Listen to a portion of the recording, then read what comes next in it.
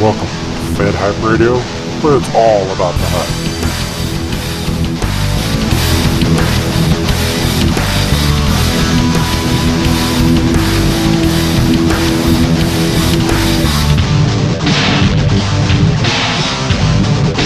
Please join us in a moment of silence while the host with the most prepares for pure awesomeness.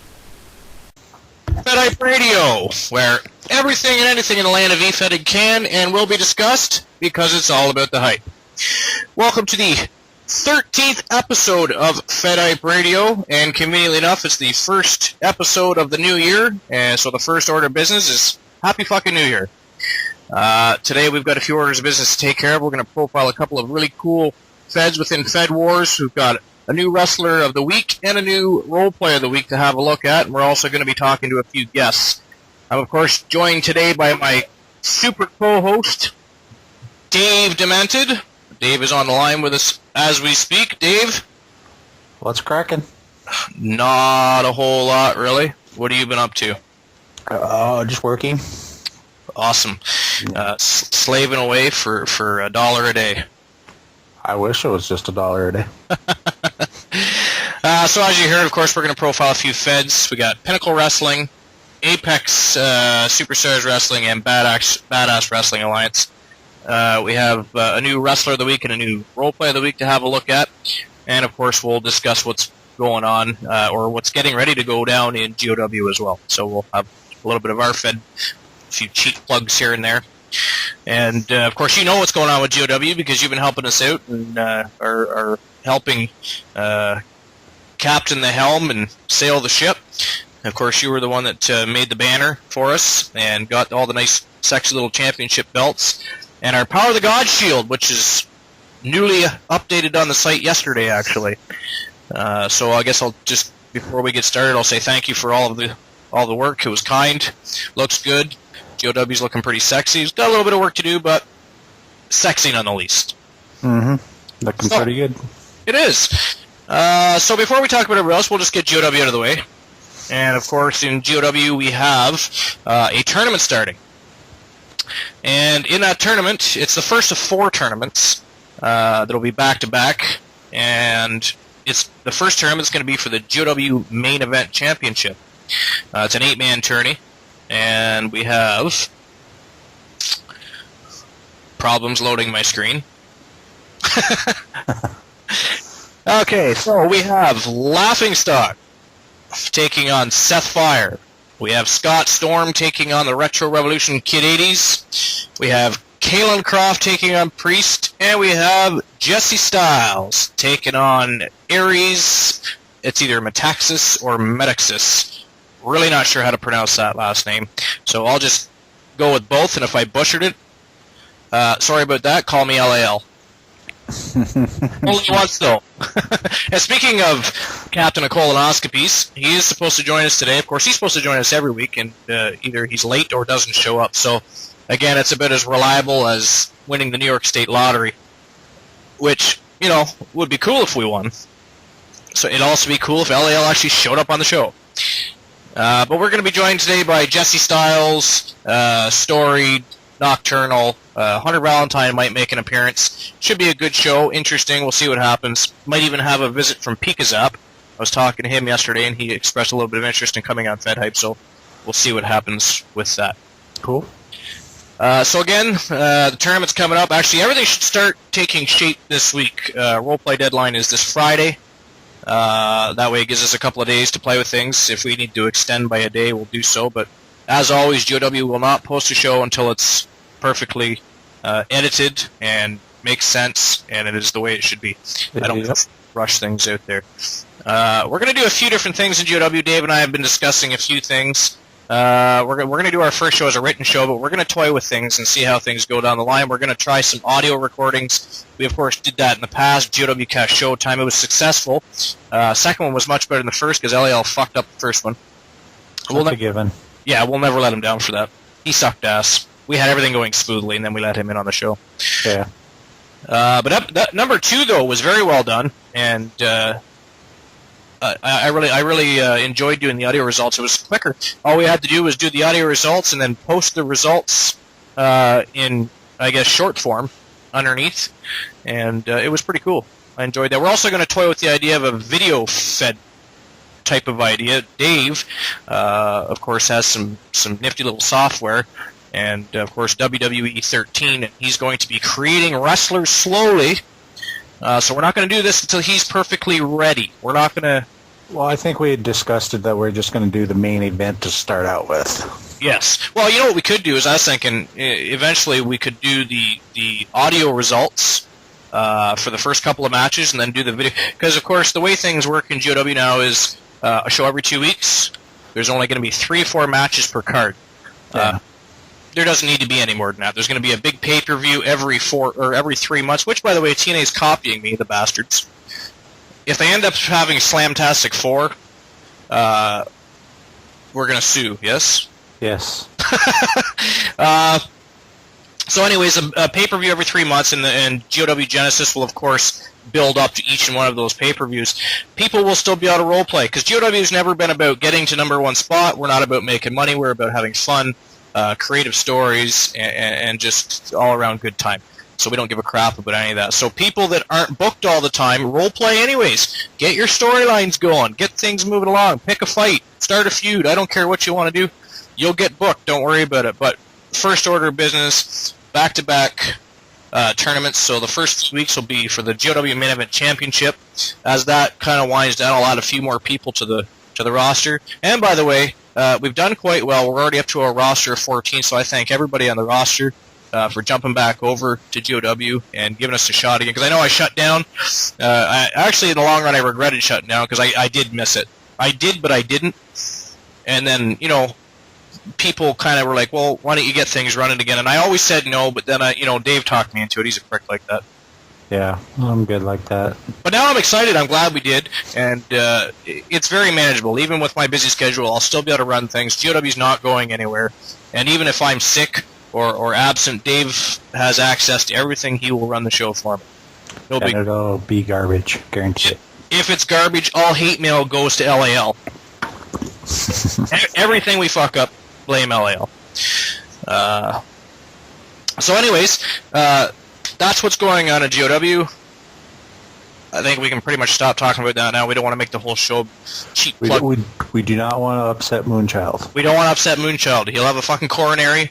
Then next thing you know, he's going to be suing us for his medical expenses and stress. And God, we just don't want any more whining from the peanut gallery. My God. There's been a lot of that on the Fed lately. Indeed. So let's see what some of... I think Storied was on his way home. Oh, he said he just got home. He is all set to go. So maybe we can add Storied into the show. That'll piss Jesse off because he wants to be on before everybody else. Yeah. Well, I don't even know if he knew you were being on today. So he thinks he's special today, and he's not going to be. Yeah. It's Jesse Styles. He can't be that special. Yeah. If we treat him special, he's going to expect that kind of shit all the time. And his ego, his head swells. We don't need that. We have big enough egos. We don't need a third wheel. So, anyways, I'll add Malshir Storied into the show. Let's see what he's up to. If he actually answers his phone. The thing ringing on your screen, you click accept call, Storied. Storied. Oh, wow. How's it going today, buddy? Thanks for being on FedHype 13. Happy New Year, because it is the first episode of the new year, so I had to get that out of the way.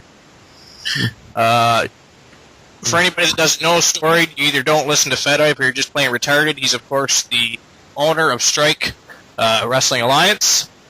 Storied, we were just talking about GOW getting things going. We have our back-to-back tournaments going on. The first one's for the GOW Main Event Championship, and we just ran down a little bit of how GOW works now and some of our different ideas we're going to toy with. We'll get into that again later because we've already done enough cheap plugging.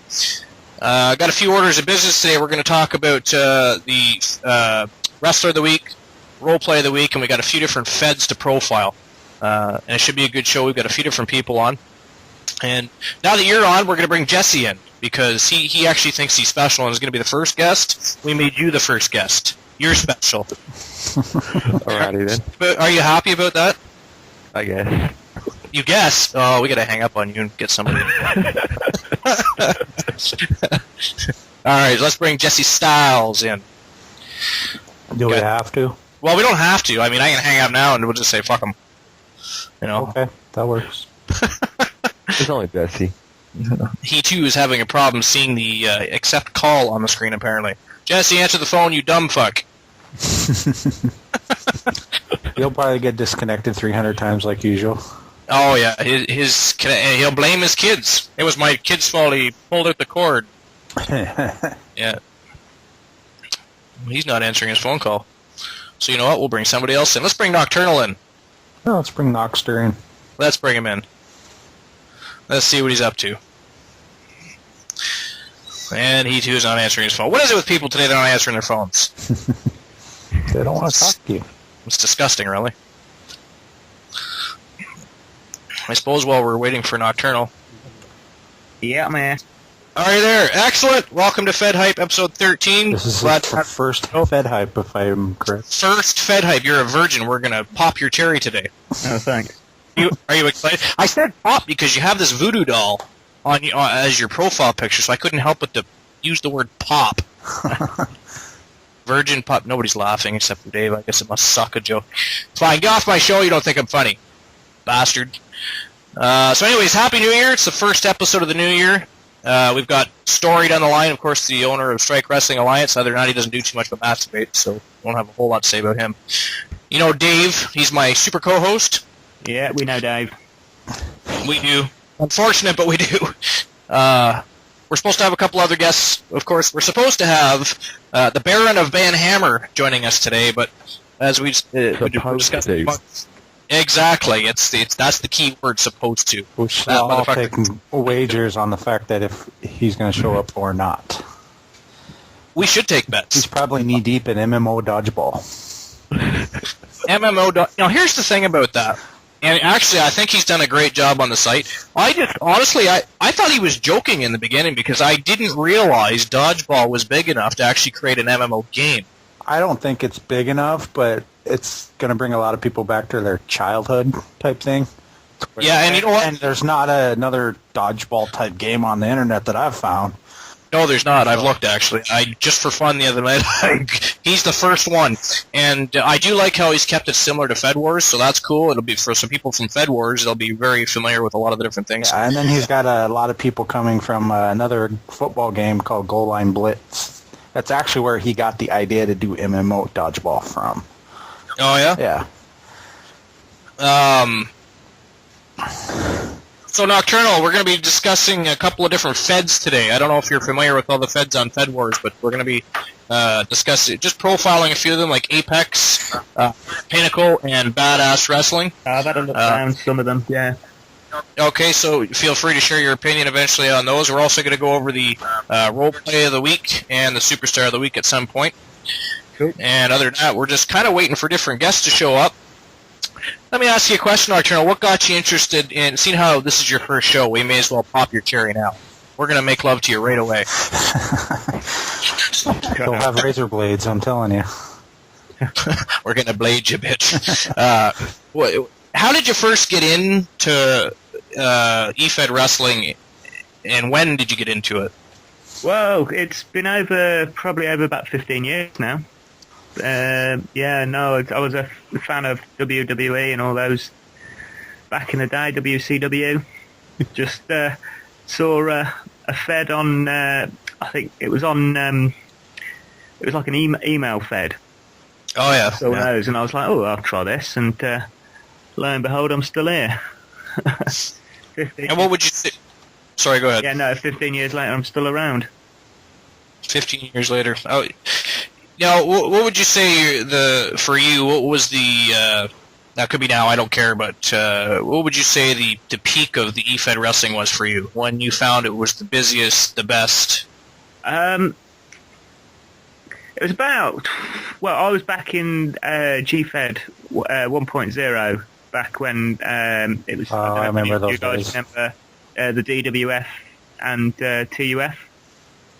Oh, yeah. Yeah, no, I missed out on all that. I didn't show up till 3.0, unfortunately, because I heard all about 1.0 and 2.0. yeah, no, I missed 2.0 because I actually retired for 5 years. I actually sold a storyline. You did? Yeah. Nice. Who? Against Deathstroke. Really? Yeah, me and Deathstroke basically we had a big feud going on. I was one of the guys that originally brought him into the Efedding world sort of thing, as they say. Well, he came in and we joined up as a team sort of thing, and it worked really well. But eventually we feuded, and we had it was going to be just a casket match. But I decided, because I was writing the match, I decided at the last moment it wasn't. It was going to be a buried alive match, and basically, it was one of those things. I was going to sell it for a few weeks, then come back and carry on the storyline, that sort of thing. But about 2 days after the whole match, my computer broke down, and it took me. Well, it was basically a case of, right, now I haven't got a computer for 2 months, so I managed to get my life back. And then, found my way back to Efedding about 5 years down the line. How do you find it now? How would you compare it now to? There was a lot. Well, saying that, when I first came back, there was a lot of drama. You had your whole stuff going on GFed, between all the different. That was the whole point. In the back in the day, there was drama, but it was constructive drama, where it was like it was all about your Fed. You were trying to make it was a product. You were helping each other out, but it was like right. It was like a proper sort of like a promotion war, not. Yeah, it was constructive criticism. Sort of, yeah. Let's be honest. That's how it should be done. Yeah. Then when I came back, it was just sort of like there was a few people. A few of them have made their way over to Fed Wars. A few of them have been. I think they've been banned from Fed Wars now. Yeah. Just wanted to. It was the Bantastic Four, were they called? Yeah. What was the Bantastic Four, Dave? Or Ty? Let's see, it was HHL, Hides His Loot, Hitman, Mike Park, and I can't remember the fourth one. I can never remember the fourth one either. That's the one I always forget. definitely Mike Park. I remember. It wasn't Shane, was it? Was it? I don't know. I know Shane was banned, or at least I think he was. Yeah, he was banned way before that, though. Yeah, that's true. The first ban, perma-ban. But yeah, no. So when I came back, it was all sort of this sort of drama. So it sort of put me off a bit. But then eventually, I hooked back up with the NEW guys, and it's all been plain sailing since. Let's not talk about that when Jesse's on, because he'll go on like he actually knows what he's doing and say things. So that's quite true. No, I joke about AEW all the time, but I mean, you can love them or hate them, but they're always dedicated to their product. They're always running shows. They get along well for the most part, anyways. I mean, they had their issues. Usually, it was something to do with Hunter Valentine, who, by the way, may be making an appearance on the show today. I don't know. I'm going to have to keep checking the forums to see if the dumbass posted his Skype name, because I got him to download Skype. He, for some reason, thought it cost money to download new Skype, so I got him to do that. I just thought it'd be interesting, maybe even somewhat entertaining, to have the dumb bastard on the show. So that could happen, just as a forewarning. If anybody wants to hang up when he comes on, I don't blame you. I'm going to think about it myself. But me and Hunter tend to get on all right. We have our spats, but I don't think I've actually ever spoken to him before, so that'd be interesting. We could have some verbal boxing going on. Yay. I'll have to keep checking the forums, though, because I don't know if he's... Dave, you want to check the discussion board to see if he's posted his Skype name or not? Sure will. I'm not say that right now. I'm still trying to get a hold of Jesse. He could be busy with his kids, who knows. But, he tends to do that. He's got 3 little ones at home, so he gets quite busy. Between that, masturbating, and pretending he knows what he's doing with NEW, he's a busy man. Who's that? Does anybody else... Jesse.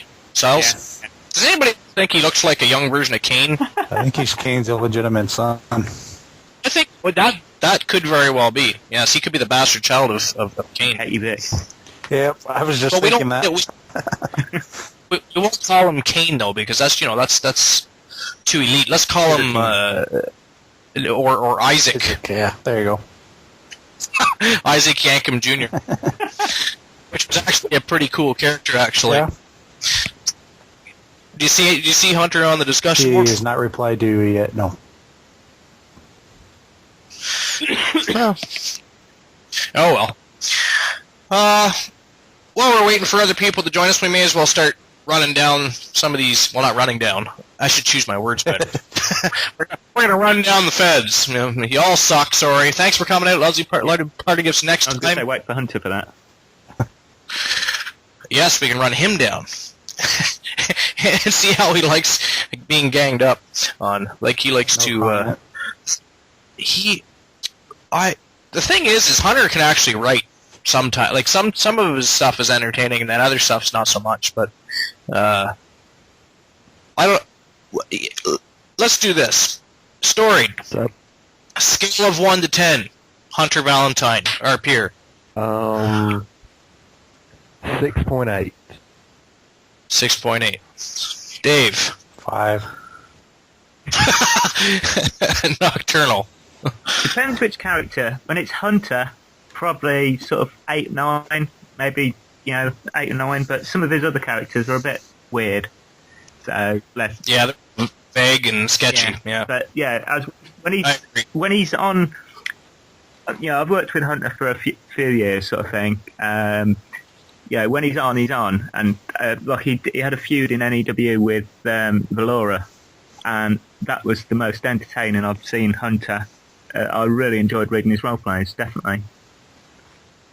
You know, one thing I'm getting tired of though in role plays these days, it seems like every other person writing a role play's got to write about murdering somebody or raping somebody, or like this is supposed to be fucking. This isn't Murder She Wrote, motherfucker. This is wrestling. I don't really. I'm all for a story, but if you're gonna write, at least explain how the fuck they're showing up on national TV and not getting arrested, or mention the fact that your wrestler who may be killing people on the side is, who's his opponent? Where is he wrestling? Is he going to Florida to wrestle at a show? Does he have a pay-per-view to go to? At least mention that, and I need some sort of relevance. I'm a relevance Nazi, by the way. Relevance. Well, I don't care if it's complete relevance, because I'd rather read a good story than just everything about wrestling, right? Like, look at Archer. That guy goes off hunting and blowing up houses by accident and doing dumb shit. So it's by any means not completely relevant. But I like some relevance. But I don't know. Just the whole murder, death, kill, rape, I don't know. It's just kind of getting out of hand, I think, in some cases. But what do you guys think? I've come, I was a part of deathcore wrestling back in the day where that was normal. So to me, it doesn't bother me. Deathcore wrestling, you kind of tend to accept. Yeah, it was over the top. We did dumb stuff all the time. So to me, that's. It was dumb. Well, but not necessarily dumb, but it was entertaining. Yeah. Mm-hmm. So. Sure was. I don't really see a problem with it. If it's entertaining to read, then write it. But as far as relevance, I don't care. I hate relevance. Well, for instance, if you're matching a guy in it, let's say you're in a tournament, and your opponent writes a great story and happens to right to the point where he mentions your character and that he's wrestling your character and maybe some of his past wrestling history or whatever, and all you write about is taking a hot air balloon ride. For me, I look to who sells the match better. Yeah. You know what I mean? Like I said, I don't want complete relevance either. If you want to write a complete in-ring promo shoot, go for it. I'd prefer to read a good story. I just like a little bit of relevance somewhere in there. Mention it somewhere down along the line. I don't know. Well, whatever. What do you think, Storied? Well, I guess the whole... Stop watching porn. the whole relevance thing, I guess, with, I kind of get what, people try to do these days, is just trying to write different stories and everything, but the thing is, with me, I have to tend to write more about the match first and then worry about maybe try to build a story with it. That works too. But see, and that's what kind of hurt me in ICW, because when I was there, like towards the end of my term, it seems like everyone was just writing just like stories, and they weren't writing about the matches. And for some reason, they were looking at more at that than actually writing about your matches.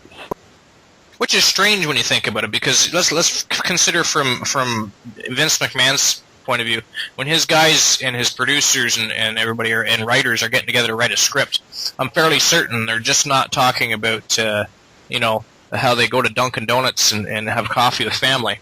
I'm fairly certain that when they write their promos, that they tend to mention their matches and whether they want to kick the person's ass or whatever they talk about. But you're not going to ever see a promo of just Vince McMahon driving down the road talking to Stephanie about how she got her breasts enlarged and her recent makeup purchases. Why not?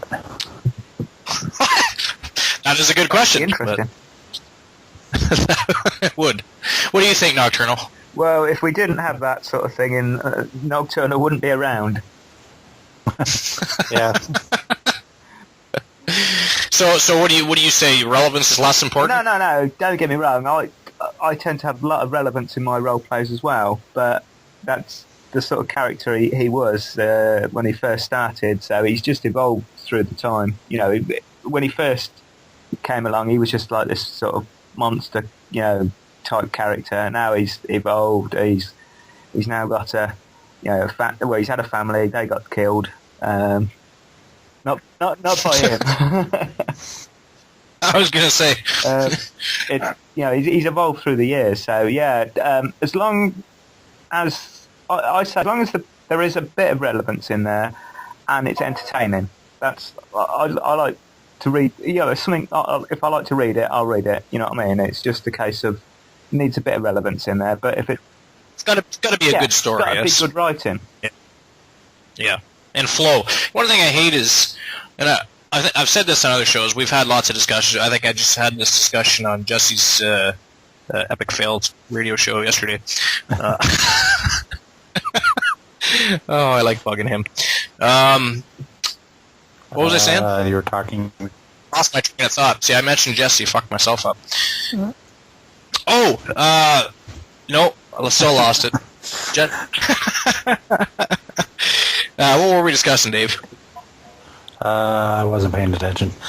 You were talking about flow of an role play.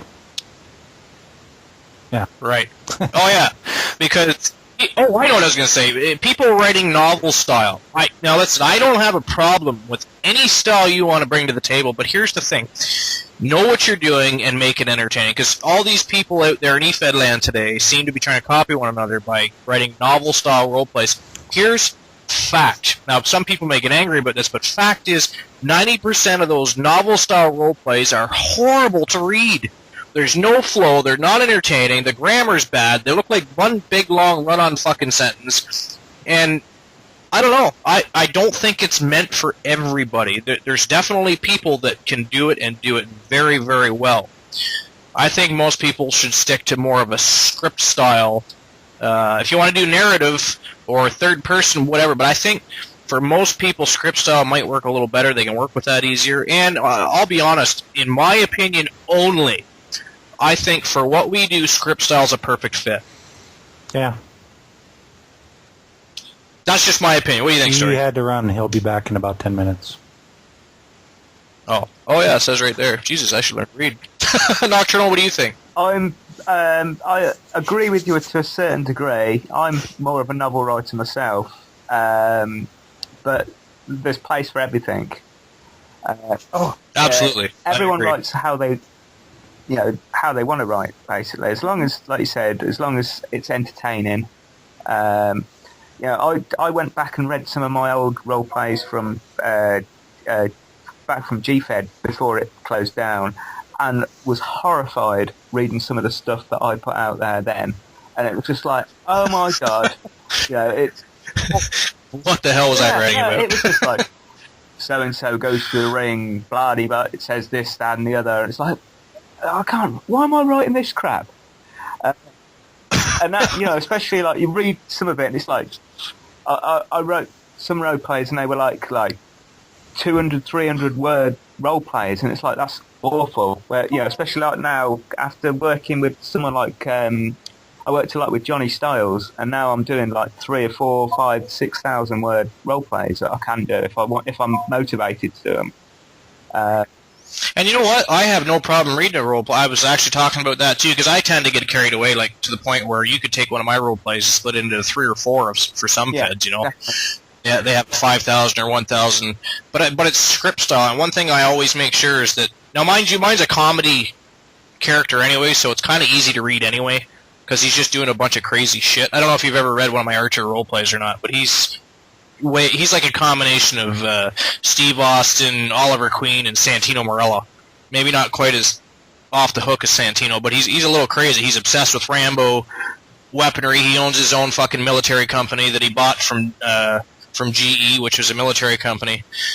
So he's a crazy character, and I can get carried away and end up having and there's a bunch of dialogue in there usually too. So that, I bet you. In the beginning, they went from 500 or 600 words, and by the end, they were probably somewhere around 3,000 words apiece, or maybe some of them might have been longer. I usually split them into more than one role play, though, so people didn't have to read a whole bunch at once. But I have no problem reading a long role play as long as it's written well. And I agree with you, because every style has its place. But here's the thing. If you're going to do novel style, especially if you've never done it before, go to Nocturnal or go to a Mike Park or somebody and ask them for some advice on how to properly achieve that style of writing. Because a lot of people you're trying to read it and you're going, oh my god, I can't, don't even know if I can get through this. Yeah. And you understand what they're trying to do, but it's just, whoa. I've actually just literally stopped reading a role play because I just had enough. It was just a bunch of jargon thrown together, and I grade it like a 5 or a 6 when it could have been, if it had been done properly, it might have been a 7 or an 8. You know what I mean? So I just think people should ask, and being FedWars being such a great community, this is what makes it so much better than GFed. And I know PT made that rant on, it's turning into GFed. Yeah, FedWars is not turning into GFed. There's a couple people arguing on a fucking LAL won't allow it to turn into GFed. No. If he has to ban half the members, he'll do it. Ban Hammer! Exciting, That's isn't it? one thing I do give him credit for. He doesn't put up with the nonsense. No, and he's done a good job. The site's good. I mean, if people have a complaint, then go find another site that's better. 'Cause you're not going to find another eFed management system that's as effective as FedWars. It's a good system. It's a good concept. The gaming aspect of it is very cool, and the community's cool. I mean, I've never seen people get along as well as they do. Like, because you go to eFed Nights or Rough Cut, or remember GFed was atrocious in the end. You know what I mean? FedWars is just a really good community, so LAL deserves a lot of prop for that. Even though I like to bug him, we make fun of him all. Hell, he makes fun. You know what I noticed lately? I think he's trying to steal our thunder, Dave. He's been making fun of himself. That is true. What is with that? We must ask him if he's on the show. He can't be doing that shit. If we make fun of him, that's okay, but he cannot make fun of himself. I tried to make a barnyard joke the other day, and he brought it up himself, how he likes to breed his own animals. That shit has to stop immediately. You know, that's our job. I have the same mentality. Why have someone else bash you when you can do it yourself? This is true. Very true. Is this a good time to, like, bash Moonchild or somebody? Should we make a joke about something? I can't even think of a Moonchild other than my mouse just died. Really? It's a wireless one, isn't it? It's okay, I got batteries. Just take them into your dildo and put them in. Yep, I'm doing that now. It's all good. We're good. Yes. Are we? Excellent. All right. So I still don't see anything from Hunter Valentine. Jesse, I still can't get a hold of him, and God knows where LAL is. Ty, I think. will be back. I just spoke to Holly, Hunter's other half, and she's sending him a text. So hopefully cool. Get the text and be on as soon as possible by the sounds of it. Very cool.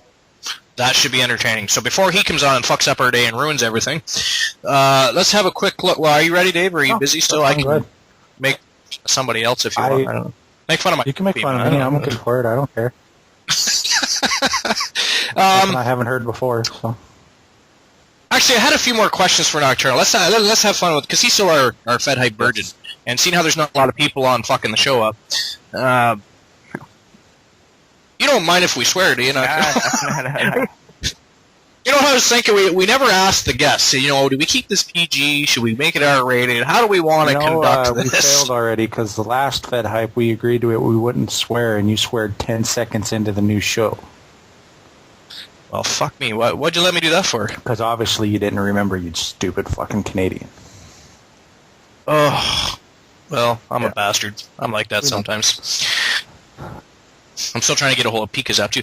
Nocturnal, I guess my next question for you is, what's your favorite Fed that you've ever worked in?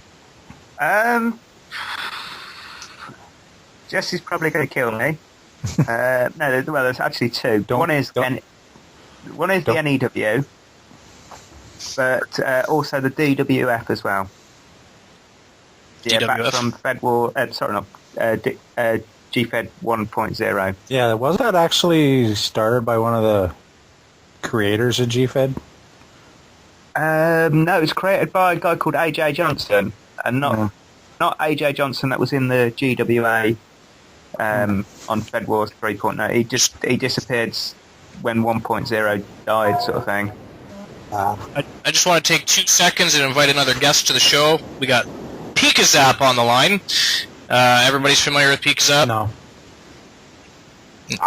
He's a fellow dumb shit Canadian, and he of course has the what is it, Pikachu? MJ. Hammy J. There you go. That's why I was like, I know him. Where do I remember Hammy J.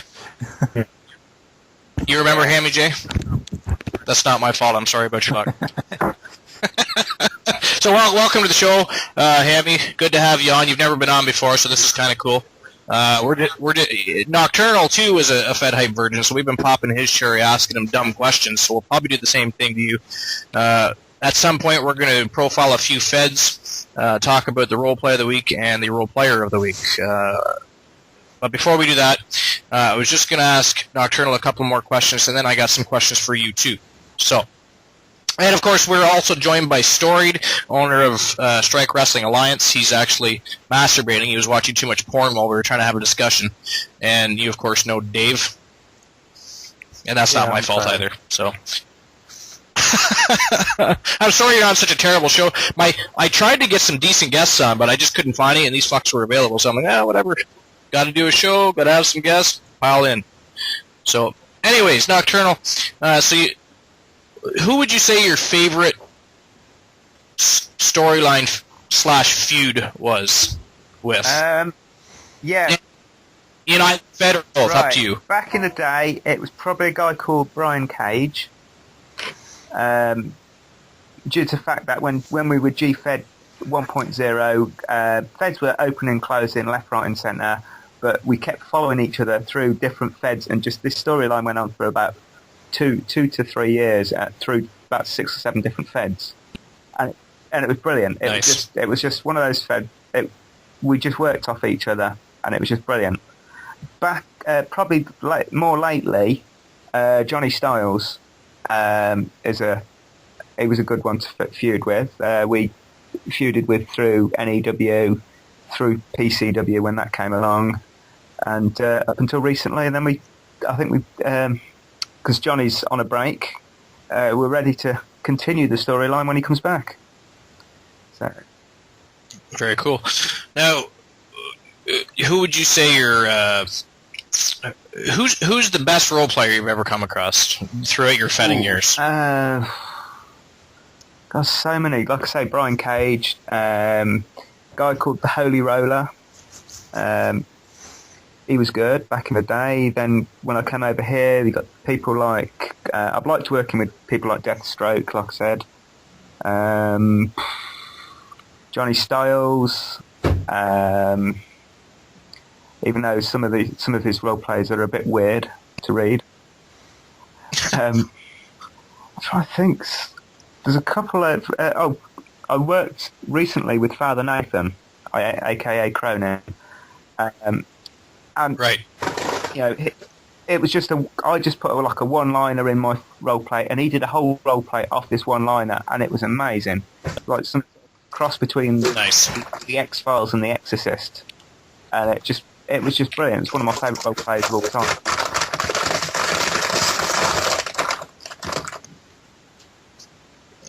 You all right there, Hammy J? Do you need help? 911. Is there a I'm burglary? Okay, just checking. All right, Hammy J. Who would you say? Well, no, sorry, I won't say who. I'll say what's your favorite Fed that you've ever worked in? Fed or Feds, up to you. That's your favorite Fed? The CyberSlam days, Scoop Central. Yeah, like this was probably 1990s when this was happening. So. Okay. Did you have a favorite feud? Yeah, like basically like the whole Galactic Wars feud there. Basically fighting between galaxies. That was pretty fun. It was kind of like wrestling meets Star Wars type hype. Yeah, that does. Well, that sounds fun. Yeah, it does. Sounds interesting. Somebody should try something like that. There's going on in Fed Wars, so. True. Who would you say is your favorite role player that you've come across, or who you think the best role player you've ever come across is? Basically, I'm kind of naming names that probably nobody's ever heard of. They come from a different genre of Efedding, but Vigilante, Chevalier, there's a guy named Brutal. Like, they're all great role players. Yeah. Okay. And how long have you been role playing? Like, when did you first get into role playing? Back in 1991, basically, I found some BBS system there and caught my interest. I got my God modem. Interesting. So you've been role-playing consistently since 91, or did you have a break in there anywhere? I've been breaking on and off there. I haven't role-played in about 3-4 years now. I don't know when's the last time I've actually role-played. What do you think of Fed Wars? It's actually good there. Like, I come across it once in a while there. It's like role-playing, I'm kind of done with that point in my life. They are kind of moved on to other interests. I'm 30 now, so... Yeah, aren't we all? Well, not all. Welcome back, Ty. Next time you need to masturbate, feel free not to during the show. Stop watching porn while we're having discussions, and you won't have to take breaks like that. We're joined by Hammy J. Are you familiar with Hammy J? Yeah, I think. Not sure. A little bit, I think. Okay, and you missed some interesting conversation with Nocturnal while you were playing with your PUD. So that's your fault. You'll have to listen to that back. Hammy J, where did you come up with the concept for your infamous character? We all must know. Inquiring minds must know. For Hammy or for...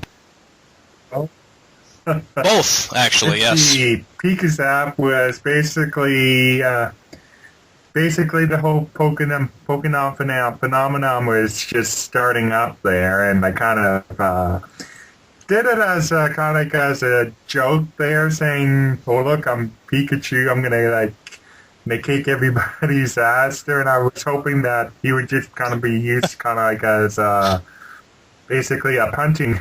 People would punt him around and abuse him.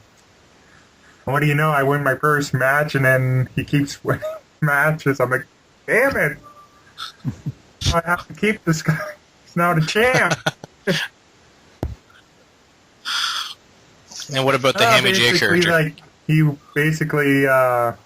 a spin-off of one of Picazap's side characters there. Basically, there's all small animals coming to his way, and basically, I created Hammy J out of that because a lot of times, Picazap was getting his character kind of stopped interesting me. So I kind of switched up once in a while there. Like I had the bunny, I had the hamster, Nothing wrong with being creative, that's for sure. Okay. No. Do you have other characters you've toyed with over the years, or is it just basically the two main, Hammy J and Pikachu created 97 or 98, I believe. I don't know when Pokemon first started. Yeah. Yeah, Just before well, it was in and then, around there. Out of 91, I was just your basic run-of-the-mill human. Yep. Okay. Believe it or not, I played a human character. As a human? Did you ever hold any titles? Fuck yeah. Or, what was your favorite title to hold? The Ultimate Championship there, basically, Fed Wars, let's say at the end of the month, if they selected your two best role players, would bring them up, like at the end of the month there for like a 3-day event, and then the best role player out of that would be crowned the Ultimate Championship. Okay. Yeah. Nocturnal, back to you. You've, of course, won championships throughout your Efedding career. What would you say your favorite championship that you held on to was? The DWF World Heavyweight Championship, which I held for a long, long time, still recently. The funny thing is, like, I've been in NEW now for 2.5, coming up to 3 years, and never held a title.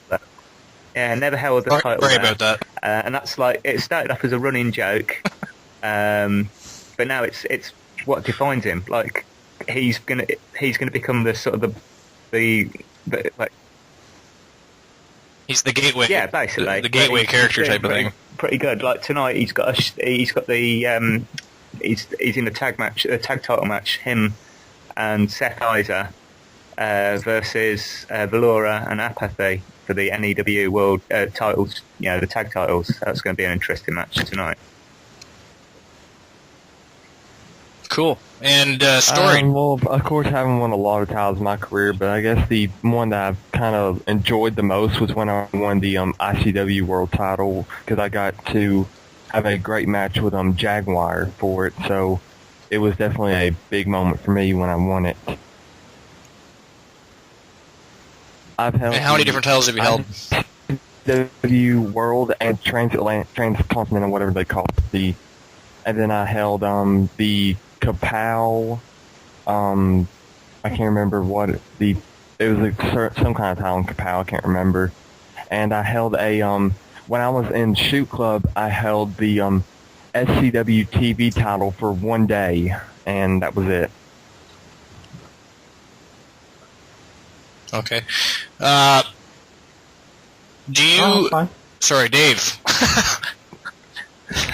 I just went on and that story would have thought I was talking to him. I gotta remember names here. Dave. You've of course won titles throughout your career. But it was not many. But okay. Probably for me it was on another tune. Duke Jordan was back in ICW Insane Championship Wrestling on GFED. I won multiple hardcore titles. It was just fun because we could role play at any time, and if Mr. Ritter thought it was funny or good enough, he would just throw in a hardcore title match and you'd win it because it was under 24/7 rules, and some of the ways you won them were just absolutely hilarious. It'd be like having coffee, you throw coffee in the guy's face and you pin him right there in the middle of Starbucks. that kind of stuff. It was just fun. Nice. Yeah, that is fun. That's pretty cool. Now, did you guys do that like on the forums, or was it actually something you set up on for running shows, or how did you work that? Yeah, you could role play even if you weren't booked, and if I remember correctly, I'm probably way off here. It's been a few years, but if he liked it, he would just throw it in randomly in the show. But we did have set matches that the hardcore title would be on the line. And that match would go on, and then on the way to the back, someone else wrote a role play that he thought was funny, and the guy would get hit with a freaking sledgehammer or something and get pinned right there on his way back to the... It was just so random and it was fun. Nice. Well, the only reason I ask is I remember some feds, I can't remember which feds it was exactly, but they used to have shit going on in the forums where you'd actually put a role play in the forum and have the 20... Yeah, you remember that? I can't remember. Was it NWW, perhaps? I can't remember. No, I don't much anymore either. I just, I pay attention to my Fed now and whatever the top feds are, just because they're the ones people are mostly talking about. So, which I guess I should stop doing, because we shouldn't just profile top feds all the time, and of course today we're not. Yes, I did. Dave, you got all the feds in front of you, right? Okay, cool, because I'll let you do some talking here shortly, so we don't just think it's the Michael show. I like to hear myself talk. I can't help it. It's either listen to me talk or listen to Jesse Styles talk. It's up, take your pick. That wasn't a very funny joke. He's not on. Hammy G, how many titles have you won? Here is all my characters. Damn. Let's go with all. I would, if I had to guess, I would say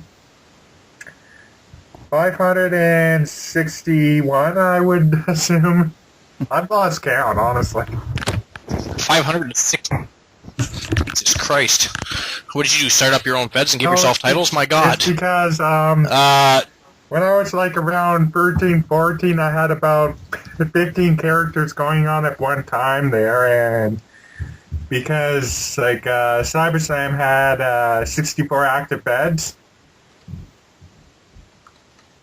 Yeah, but a lot of those are like based on like more simulator rather than role playing. Like I still like probably for role playing titles I've run over 100 at least of those, but the majority of mine comes from like simulators and shit. All right, Nocturnal. Do you remember how many championships you've won? Back in the day, I used to be a bit of a championship whore. No. It's common back in the day. But now, like I said, I haven't held a... Actually, no, I did. I've still got a couple of world titles at the moment. Still, I forgot about them. I got Which ones do you have? UPW, which is now it's just closed. Well, it closed down about 6 months ago. Still got that somewhere. The ACW, with Slater and Vanessa, I never did lose that. I quit. I went on a little break, and they still haven't got a replacement for that, actually. Holy shit. I don't mean to interrupt, but I just got a message from the Mighty Mexican Meathead. Newsflash. He has some news for us, and he's going to... Newsflash! I wonder if the news is just that he's going to be on the show, or, because he could be teasing us. Does he actually have something interesting to say, or is he just... From HostGator, his host provider, telling him that his databases outgrew its pants, so he had to trim some of the older posts from the feds in the forums that are like 3 months old, and you're only allowed to have about 100 alerts and email or mail PMs in your box now, because it's...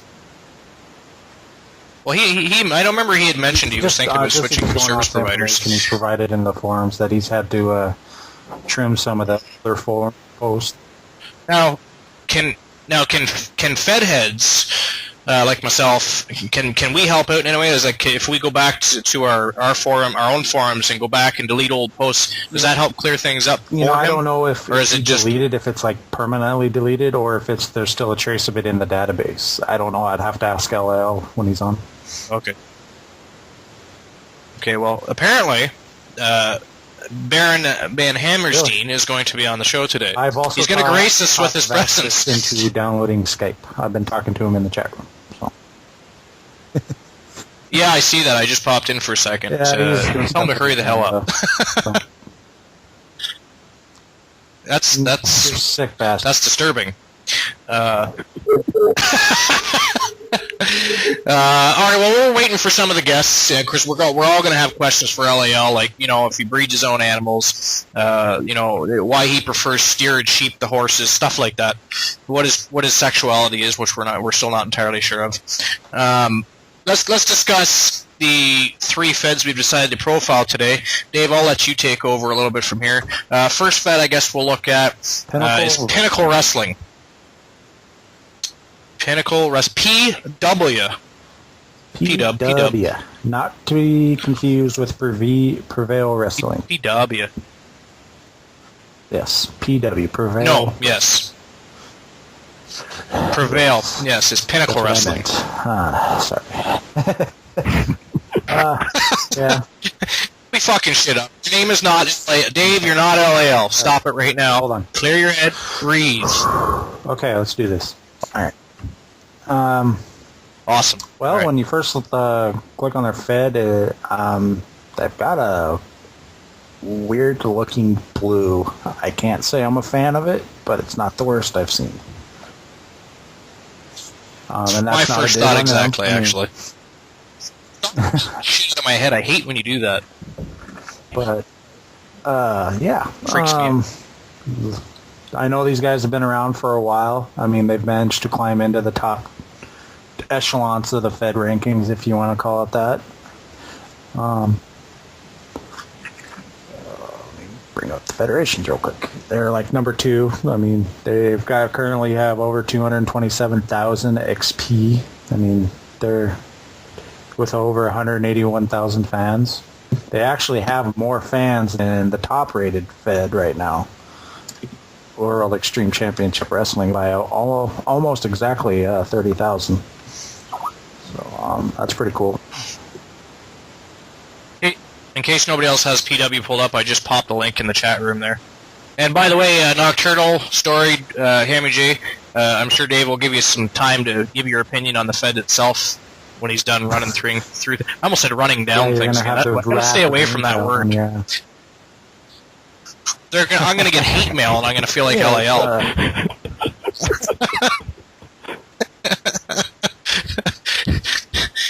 Which, of course, would be a completely Storied's fault. Not entirely sure why, but that's... Jesse's not on the show. He's getting the blame for now. Till LAL's on, then he gets the rest of the blame. But, yeah...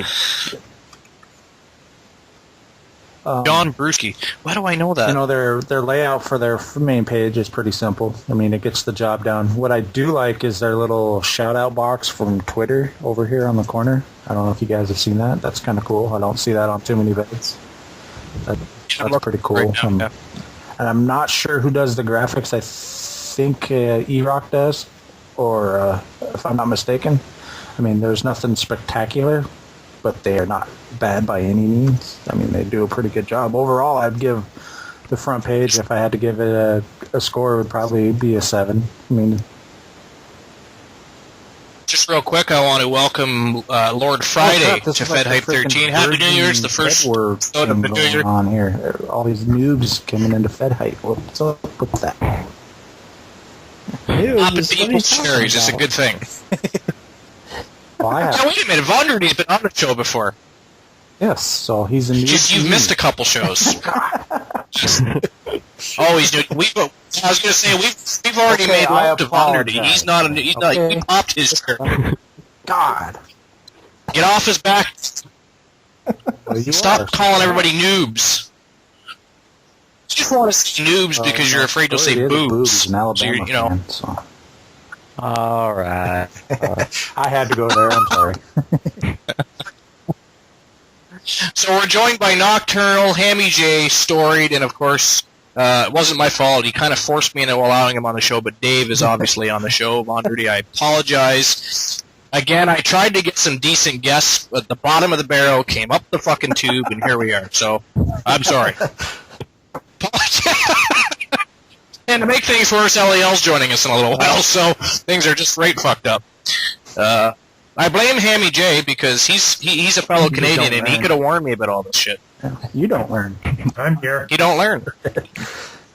Yes, you are. You learned. You're gay? Anyways, all right, back to Pinnacle at hand. Well, haha. See what I did there? So you're talking about Pinnacle? Yes, we are. Nice. Pinnacle Wrestling. Good Fed over there. I actually popped the link down in the chat. If you go down to the chat, you can just kind of bring it up. We're actually just having a little discussion about it. I I just can't really get past the blue background. I mean, it kind of throws me off, but that's just me. It's not like... Yeah. Looks like the intro to a bad porn or something. We gotta mention porn before Elliot goes on. We don't want to get my heart attack. Story, what do you think of Pinnacle? You have any opinions of them? Well, I kind of agree with what you're saying. Like, it don't like pop out at you the best as far as the graphics and everything, but it's a pretty good kept together Fed as far as I know. I've looked at it a few times. I was actually part of it for a tiny bit, and I say the staff's good. The overall Fed's good. It's Fed. I can't even talk right now. The overall Fed's good, so I'd probably give it about. If I could grade it, probably about a 8.5. Yeah, I'm just going purely. I was just giving my grade purely on just how it looks. By means, the look of a Fed doesn't mean it's a bad Fed by any means. It's a good Fed, so. I was just looking at the roster. They have a really good roster. I'm familiar with quite a few names, and I was actually running through the roleplay board, and I didn't look at the people in the Fed right away. I just looked at the scores. I'm thinking 10, 9.5, 10, 10. I'm thinking, holy fuck. So then I brought the roster up, and it's quite evident why. There are a lot of. I personally don't give it a lot of 10s and 9s because I think too many people it's their head swells, and then when they get an 8 or a 7, they go, "Where's my 10? I want my 10 right now." They pull a Macho Man Randy Savage and scare my ass, so I just stay away from that shit as much as possible.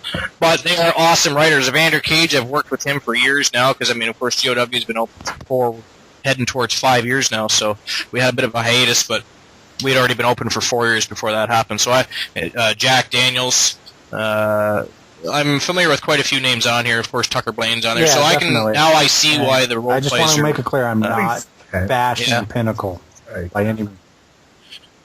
Shut up. He's not bashing. He's just running it down. All hate mail to EA. I'm just looking at the role plays here. I don't know why these are considered 10s. I wasn't even going there. I knew why they were scored because you see somebody like for instance Frost or Juice or Retro Rob. People see that and automatically want to give them 10s. They want to suck the penis a little, right? None of these role plays this year are considered 10s. They're back in the day like these role plays would be getting like a 4 or a 5. I know. And again, it was Hammy J, folks. They're not bad role plays. They're just there's not enough meat to them. Yeah. Where it's all about the hype. Give us your honest opinion. Tell us how you really feel. Yeah. Do you have anything to say? Not enough flesh and meat to the role plays to really matter. I know that they did essentially put a word limit on their Fed. At least that was the last time. I used to be in PWA, but I didn't have any more time to be in it.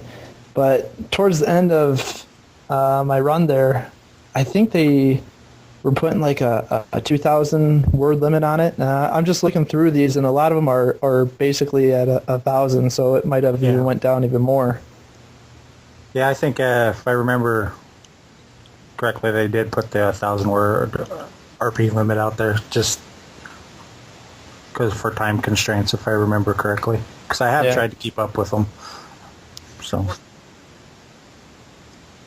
Well, see, I don't think there should be a limit on a role play. Really, I mean, who gives a fuck if somebody writes a 4,000 or 5,000 word role play? If they don't get it in on time, that's their problem. You know what I mean? At the same time, some people like to write longer stories, and as long as they don't get it out of hand or boring, I don't care. Yeah. GOW has a 10,000 word role play limit. Now I don't want that, and I'm firmly quality over quantity any day of the week. You could write a 10,000 word role play and say Nocturnal submits me a 1,000 word role play that's got good grammar, good flow, it makes sense, it's entertaining. The 1,000 word role play is going to win. So you can write your ass off. So that's as good and entertaining. That's up to you though. Yeah. Yeah. And only my opinion. Some people like the limitations on the. Maybe they're too lazy to read a 2,000 word roleplay. I don't know what the real reason behind it is, but time constraints. That's a bit. I don't know. Like I said, if they don't get their roleplay in, that's their problem. I'll disagree. Whatever. Just because you're Canadian. You disagree with everything. Yeah, exactly. I don't agree with You don't agree with it because I'm Canadian? He's disagreeing, so I disagree with him. Okay. Yeah. I disagree with him too. I always disagree with Dave, If he though. agrees with me, there's It's a regular major thing. problems. Yep. Yeah, there's something going on. So what would you grade the Fed? I know everybody's been looking around. What would you grade this Fed overall PW? The Fed overall, like, I really have to, honestly, like, saying, from what I'm looking at, it's not a bad Fed there. It really needs more people, to be honest with you. There's not, like, too many active things. Honestly, I don't really, it's hard to really say, because not seeing really...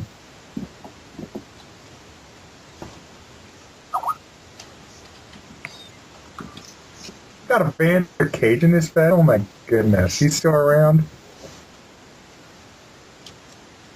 Yeah, he's a GOWer from way back. He was in GW. He's actually back in GOW.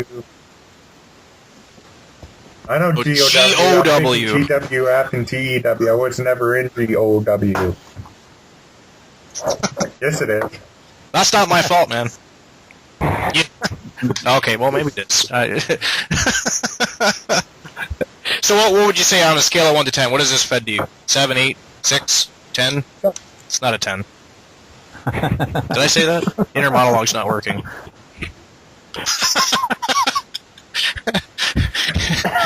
Lord Friday made me say that, people. Where the I fuck would did actually give it go? overall, I'd say it's probably an 8. Just because, I mean, everybody there is dedicated, and that goes a long way in my book. I mean, they care. It's evident that they put work into it, and it's, you know... Yeah, I don't know. Yeah. I'll give it an 8. From today's standards, I'll give it an 8. From old school standards, I'll give it a 4.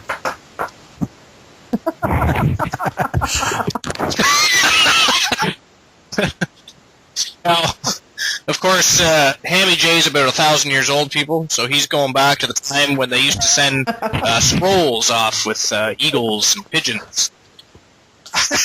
You got to translate it from Latin, eh?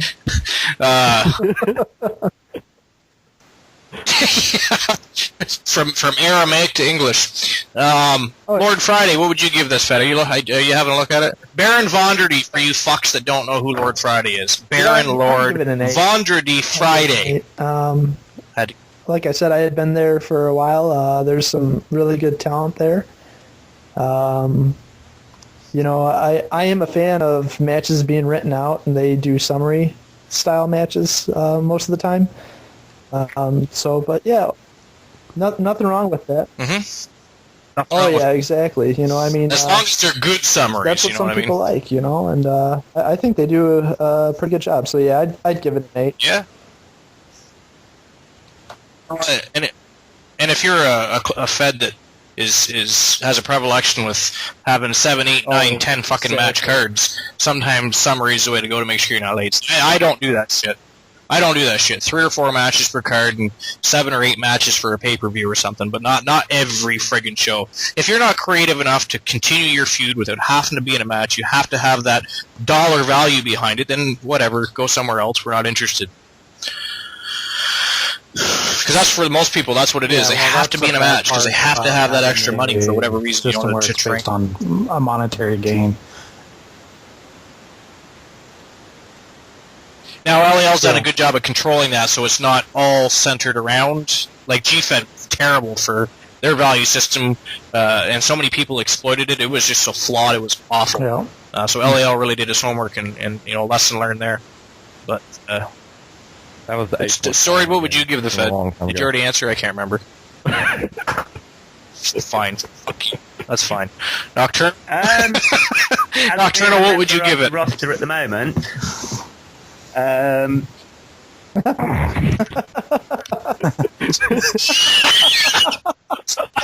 forgot.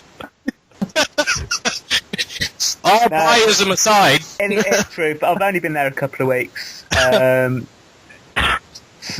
roster and the staff have been great. You know, they've all been really welcoming and all that sort of thing. And Yeah, it was quite funny actually. They raved about. They have a good roster, yeah. First role player put up there, and I was like, "What? Wait a minute. Why are they giving me that a 10?" It was just like a quick sort of intro role play sort of thing to introduce them to the character. A lot of them knew the character anyway. But yeah, no, like you said, I agree totally with the summaries and stuff like that. I'm coming from a Fed like NEW. I'm used to all the matches being wrote out, and it was a bit frustrating at first. And but you're get used to it. But I'd probably give it an 8, and that's a roster member. Okay. That's been fired. And that's a roster member. They'll probably. Fired when he... If you have a title, you just lost the fucking thing now. Saying that, I've a 10? for a while anyway. You bastard! That's probably okay for him.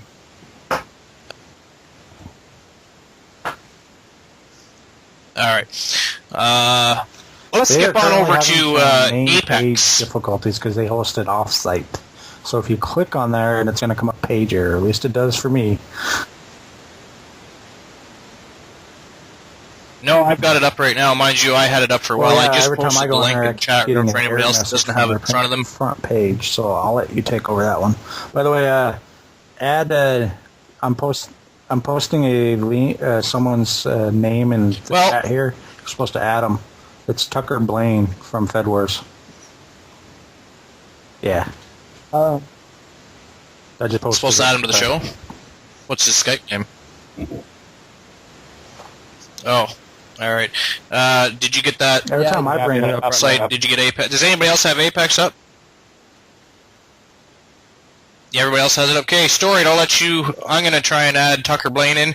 Just have a rundown of the site and get some opinions on the site. I can't really see anything on the main page because it doesn't load for me. I seen the page all right there. Maybe I just suck. Okay. That's probably what it is. Maybe. So, Storied, you take it away. Run down the... Right. There I go with that word rundown You're again. going to piss off LAL if you're not careful. I got to stop using that term. So run down. Yeah. So just go over the site and well, I guess looking at the front I'll page, do what Dave going did. right off the bat, I guess how they have it all set up. It's pretty simple setup that they have. I mean, it isn't something, again, kind of like Pinnacle. They ain't big on graphics. It's just like they're just going with a more simple kind of look and everything. But I like how they have like the little they have like a little news thing on the top. Like it just goes to different news topics from. With the slides and everything, I like how they do that, and it's pretty much a basic looking Fed just right from the start. But I like how they have everything set up on the front page as far as where everything's at.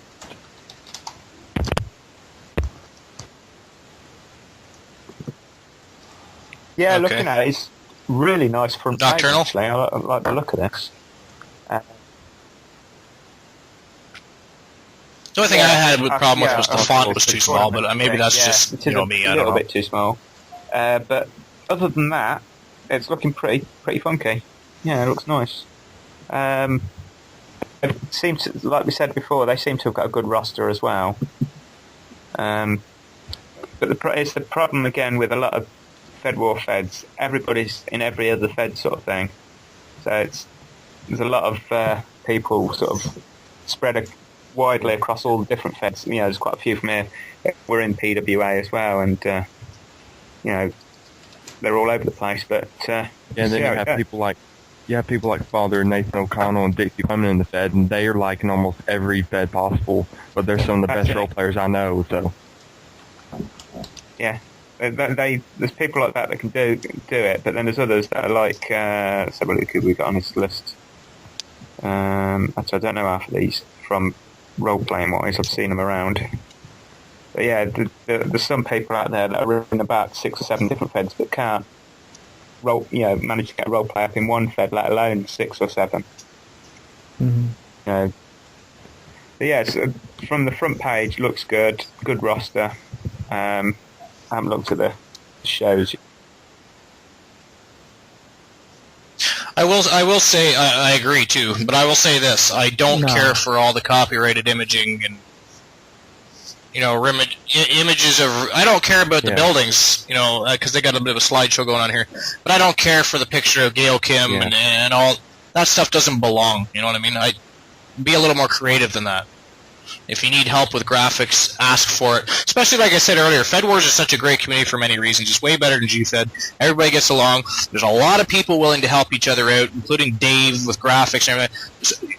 Grow a set of fucking cojones and ask somebody for some help. Because you don't need to have Bob Barker on your Fed. Not that it's on there, I'm just saying it. There's nothing wrong with Bob Barker. Wait. But yeah, no, I think overall, Fed looks good. Yeah. Oh yeah. I haven't looked at the roster yet. Has anybody looked at the roster? I'm too busy. I looked at roleplays. I looked at the roster.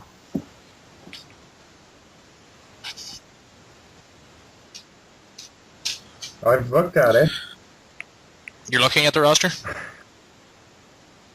Oh, what do you think? Do you know anybody on there? Like, are you familiar with the people on the roster? Then again, for somebody who hasn't roleplayed for like 3 years, of course I'm not going to know anybody. Yeah, this is true. Sorry.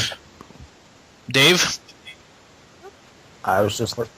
What do you think of the roster in Apex? This webpage is not Did you get to load yet? Oh, wow. Probably. But I'll look at the roster. Maybe you need to clear your browser, I don't know. They got a pretty decent roster. I mean, nothing, yeah. Most of them I'm familiar with from other feds, so. I think overall, I'd give their roster probably a 7.5, 8. I know a few of them. They got some quality people there. Yeah. I would say so. Rock Roberts, Ecolos is on there. That's, of course, was Saloki. I like to call him Ecolos, pisses him off a little bit. But Janssen, he just joined my roster not long ago. Retro Rob, I'm familiar with him. So I'm familiar with a few of these guys. I haven't looked at the role plays or anything, so I'm just going to click over to that now. I've been trying to go back and forth between Apex and Pinnacle here for some reason. Retro Rob's not in Apex. I don't know how the fuck that happened. There we go. Okay, so keep talking, Dave. I'm still trying to figure this fucking FedHype chat out here. Yeah. I'm trying to get names from people here. This is one Fed I haven't really been paying that much attention to, and that's not a knock on anybody. It's just with my graphics and stuff, that's been taking up a lot of my time. I haven't been able to go through the feds and kind of see what's going on, and like I normally try to do. And so I'm not really familiar. I mean, I know Super Kinvar has been doing a pretty good job running the place. I mean, that's about all I can say. I don't know if you guys have anything to add or want to. Yeah. On the Apex roster, the only people I'm really familiar with are Kalen, Cronin, Father Nathan. Obviously, everybody knows who that is. So I don't have a strong opinion, and I haven't looked at any of the role plays yet. Overall design, I'm going to have to agree with Dave. Probably around a 7. Reserved judgment maybe on an 8. that I don't know. I can't see it. Yeah. Because for some reason, both my Firefox and Chrome will not let me see it. Yeah. I'll give the Fed a pi square.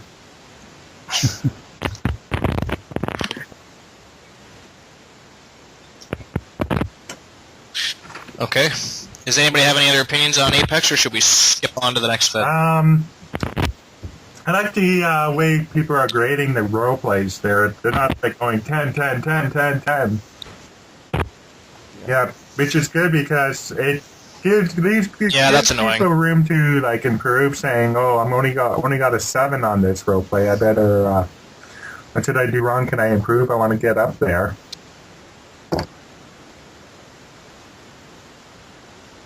Well, that's what I've always said. How is anybody supposed to improve if they post a shitty roleplay and you say, "Oh, we're going to give you a 9"? Yeah. Congratulations for posting. You get bonus Take points. those I mean, there's no bets, fucking everything point in gets that, I don't a 10, and then there's so much degree difference. I mean, for like, it's like comparing, what's it called? The Wolfpack roleplay to One soccer roleplay? You know, remember the Wolfpack? Oh, yeah. NWO plays. Yep. Somebody grades him a 10, then grades Matt Slater the same thing. Well, what are you going to do? How is the Wolfpack supposed to improve? Yep. Real quick before you continue that conversation, I just want to welcome Moonchild to FedHype episode 13. It's of course the first episode of the new year, so happy New Year, Moonchild. Yeah, wow, we had a lot of that today. He is a FedHype virgin. So we finally got him on here. We're still waiting for the captain to colonoscopies, and believe it or not, and this will probably kill the entire show, everybody will quit and run off on me, but Hunter Valentine may in fact be on the show today at some point, just for a forewarning. Hey, we managed to save the show a little bit. Jesse Sells had things to do, so we don't have to worry about his ass on the show, so, things were, Hunter... Yep. I've tried to get Park. I actually did a one-on-one with Park once. I'd have to bring that. That might actually be the one that went missing. Really weird story. Before you continue your talk about the Apex role plays, one of my FedHype one-on-one episodes went completely missing from YouTube. I was going to post it because I made a playlist of all the modern, because we have had like 30 shows or 35 shows, but I just took the new evolved FedHype, what we do now, the first 12 episodes, and put them on my homepage. And I was going to put the FedHype one-on-ones, which I think we have, are we up to 5 now, Dave? Yeah, I think we're up to 5 one-on-one interviews. But one of them was actually with Mike Park, and I'm pretty sure that's the one that went missing. And I'm not really sure why. Hey. I'm going to try, actually. I've been bugging him lately, actually. I was talking to him there the other day, and of course him and I got into a bit of a debate on Facebook about gun control, which of course we're not going to do here, especially if LAL's on, because he thinks everybody should... He thinks everybody should have military-grade weapons. Fuck the military. We'll cancel the military. We'll give every civilian can have military-grade weapons, bombs, tanks. Civilians owning guns. They were chosen by the government. But no, that's not necessarily true. The military started because people were forced by the government to join the military. Then they were given the weapons and trained on how to use them. Civilians, it is true. Hey, Mike, it is true. Let's save this for a one-on-one. Civilians already had guns. Civilians already had weapons. Yes. Okay. I do agree that citizens had weapons, but they weren't. That's not exactly how they get into the military. But all right, drop the gun. Oh yes, with people with weapons. Yes, absolutely, I get that. But in today's day and age, we don't need people to have. Well, that's not guns. That's explosives. I don't want my neighbor. I don't want my neighbor having missiles and grenades. You know what I mean? I just don't want that shit. That'd be next. That'd probably be the next debate. So go ahead and finish that conversation, Hammy J, about the role plays on Apex there, and then we'll switch over to the last Fed we're going to profile. It doesn't bring nothing original or new to the table there. I find everything to be very generic. That's just honestly like saying they're good role plays there, but I just find everything to be too generic to me.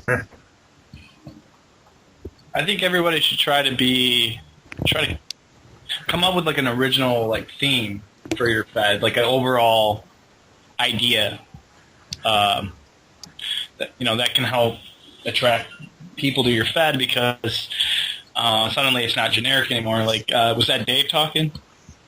Yeah. Dave Demented? Yeah. Or no? Was that you just said that? Or no? No, that was Hammy. That might have been Hammy. It was Hammy. Yeah. Sorry, I don't recognize your voice, but yeah, I agree. It might have been Hammy.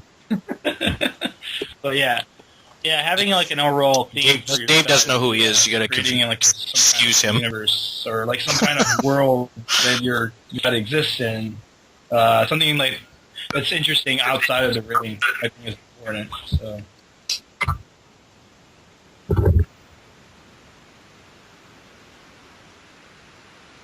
Real quick, I just want to welcome Patrick Jones to the show. Welcome to FedHype 13. Happy New Year. Fuck you. Thanks for joining. Continue the conversation. You're the host. Introduce him. Okay, so we've got everybody introduce themselves, so I don't have to do it. God damn it! You're the co-host. Yeah, that was a lot like Sailor Moon. I have blonde hair, and I wear mini skirts. Yeah, he looks a lot like Sailor Moon. Don't let the voice fool you.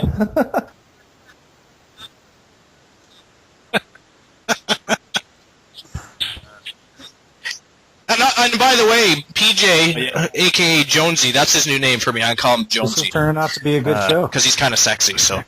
a lot of first-timers. He's a virgin, too. He's a FedHype virgin, Dave. Another one. Yeah.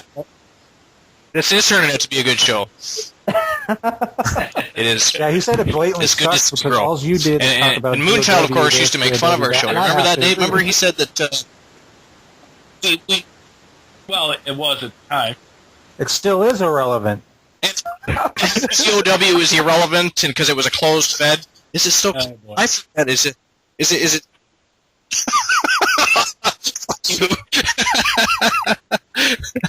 No, actually, Moonchild, I appreciate the criticism. None of us were upset about that. Just for the record, actually, some of our shows. Well, what was we would expect guests on the show, and they'd either not show up or they were running late, so things that get carried away. We'd be talking about things that were irrelevant. No, You'll be happy to know this entire show has been about Feds, role plays, and Fed Wars. Does that all right? Is that good? I did not. Well, maybe a little.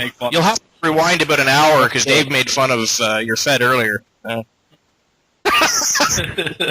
I'll probably listen to the whole thing over. He's gonna later on what's up to YouTube. I can rewind that and say, where the fuck did that Dave make fun of my Fed? Yo, this is Tucker Blaine from PWA.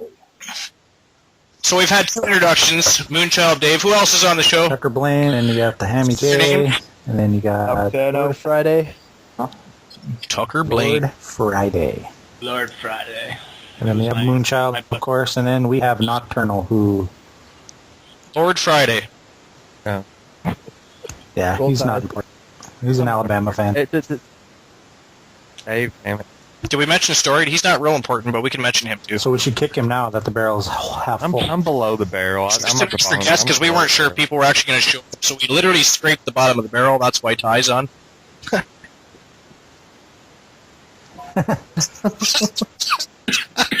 Alright, so we were actually just, Moonchild, we were running down. Fuck, what is it with me in that word? We were looking through the Apex. We were critiquing. There we go. We were critiquing. First we did PW. You missed that shit. You'll have to rewind and listen to it later. We're on Apex right now. There's a link in the chat room if you go down to the Skype chat.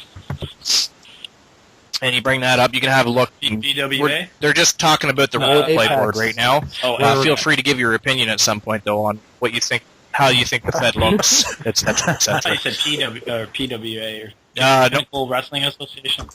Okay. Apex. How the fuck did you get BWA out of Apex? Are you written down? No. Apex Alliance. Yeah, You're I think down, that's Fed, right? Yes, it is. Yep. Yeah, it's not bad. I know Laura and Pete Cronin are in there, and they seem like to be their top role players right now.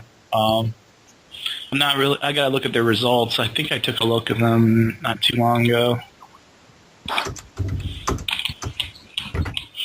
Yeah, it looks like Kenovar puts a pretty good amount of work into the results, which. If I'm going to sit there and write, 2,000 word role play every week or every other week, I want to be able to read something and get some kind of enjoyment out of it, not have like just one sentence or simulated results. So yeah,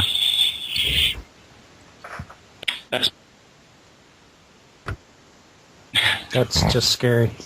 Are there sheep around? I don't suppose anybody's seen LAL running around naked anywhere. He usually says he's going to be on the show. I think he just he sends me a message and basically says he's going to be on the show, and yet here he's not on yet. He's got half of Fed Wars on the show right now, so. least the good part of Fed Wars, you don't have I the bad agree. part. Freaking people. He's scared. Right That's now, what it that's is. a record. Yes.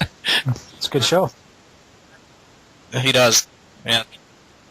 Look. Yep. True. Yes. And we've had no issues. You notice when Jesse Styles is on, that's when we have most of the fucking problems with Skype. We've had no problems today. None. Zero. Nada. Now that I've said that, shit will just shut right down on us. And I'm not so let's give our final thoughts on Apex, then we'll move on to the next Fed we're going to profile, and the last Fed we're going to profile. And then we have the Wrestler of the Week and the Roleplay of the Week to have a look at, too. So, I'll read it. No reading for fuck shit up. Storied. If you're going to read with me, or whoever's going to read the shit, I'm not... Well, every There's time characters. When there's different characters, and you haven't previously read it, is your turn next, motherfucker. You know? That's...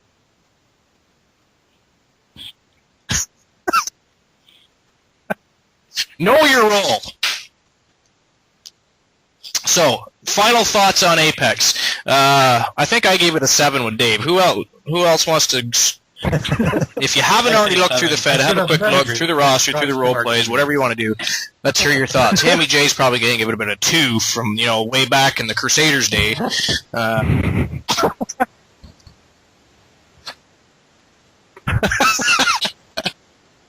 He's had a couple drinks now. It's going to be a 9. Oh. I'll give it a 7 as well. Anybody wants to go first? I mean, who wants to grade 7.9? So Yeah, 2 7s and a 7.9. And I say, I think Apex is just they're just missing one element. Lord Friday gave it a 7. One element away from being a really Moonchild, Sailor Moon would be an 8 or 9, and that's just having some better storylines, just being more original, not being just the same generic E-Fed Wrestling Federation. I think if they can figure that part out, then they're going to attract a lot more role players and have more success.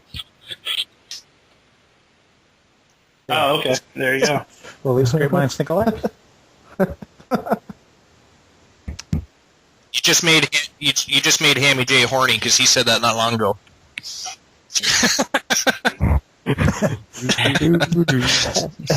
Who else has an opinion?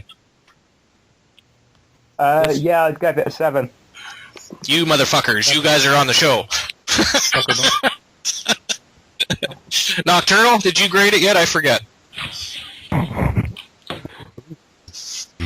I think the only one left then is Jonesy. That's my job. Jonesy. We come on the show to speak. We don't come on to porn. My God. He's mad because I'm ignoring him in the Fed Wars chat. Who's on I the show? don't know why I was ignoring it. We're only on a radio show, not in the Fed Wars. And now he's on the show. He whines till I finally get him on the show, and now he's not speaking. TW, man. PJ? Patrick Jones? Jonesy? That's, I thought that was Tucker Blaine. Yeah. I don't think he's even on. Well, he's on. I see him. He's the dude with the You glasses. suck. I think even my glasses. Or Jones. Oh, it is too. That's right. You rock on? PJ. Get his ass back in here. I pulled a Dave. I fucked your name up. Yeah. Where the fuck did Jonesy go? I had him on here. Elliot's got online. I know. I'm looking for him. I don't even see him now. I mean, Dave, remember when you had that issue? You couldn't find somebody on the fucking contact list? I'm having that problem now. Oh!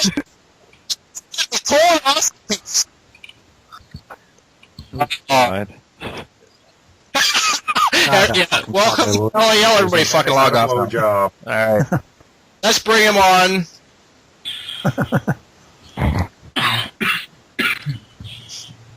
Sorry, guys, I have a little cold.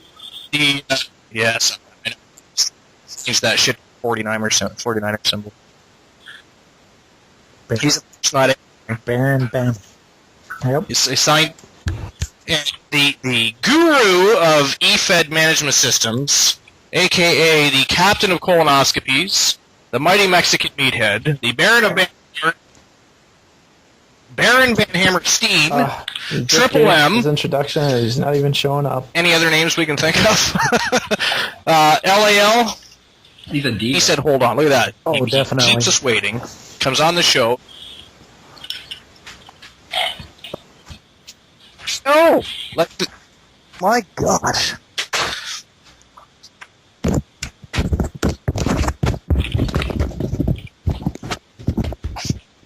Hurry up, LAL. We've waited for your ass long enough. Actually, in the meantime, let's go on to Badass Wrestling Alliance. He is from Montana. And I'll pop that link up in the chat from here. Oh. It's probably LAL. It's from Montana. LAL, Got a lot welcome of to... Don't speak till you're invited, damn it. Ban me. Greetings! Welcome to FedHype episode 13. As you can see, we got a whole crew of people on here. Everybody introduce themselves to the Captain Colonoscopies. Say hi or you'll be banned. One more Fed to discuss. Senor. LAL. Shut up. Okay, so everybody bring up Badass Wrestling Alliance. We have one more Fed to discuss, and then you're allowed to speak. No, okay. No, I already ate. And do you have corn chips today? No. Circles, Captain Crunch, Fruit Loops, anything? No. You already ate. Okay, that's okay. So everybody has Badass Wrestling Alliance in front of them. That's not my fault. I'm sorry. Okay. Who wants to go first on their Badass Wrestling Alliance? Let's go, Dave. Let's go, Dave.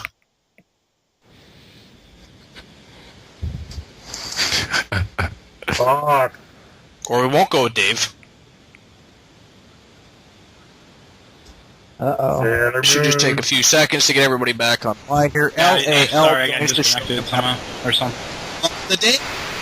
Oh. Did you see that? Look, Moonchild, Sailor Moon's not back on yet. Nocturnal, everything got fucked up.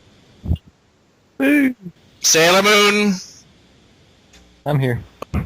Yeah, we all as soon as still LAL. here. Come on, that can't be coincidence.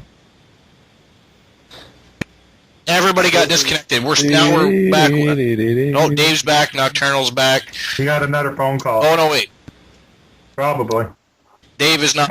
Call Dave. We'll call Nocturnal. Busy. What the hell are they doing? That page looks fucked up, man. I don't know what's with Bastards. what the Did he? fuck. Okay. Alright, everybody has Badass Wrestling Alliance in front of them. Alright, we got 8 people. Well, Dave is 7, back. yeah. We're just waiting on Nocturnal now. Yeah. He said he wasn't going to be on very long, but... We have 7 right now. Who did you just lose? Nocturnal. What? Huh. He's not letting you. We'll call him back He's in anyways. the He doesn't back. get to decide these things. Actually, for some reason, it's not letting me at him.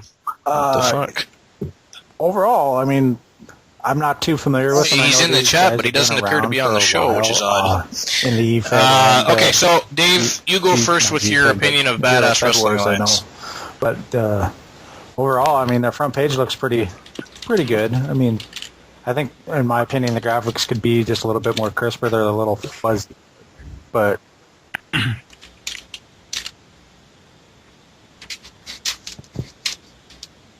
oh yeah, definitely. I mean, saw some good poser work there.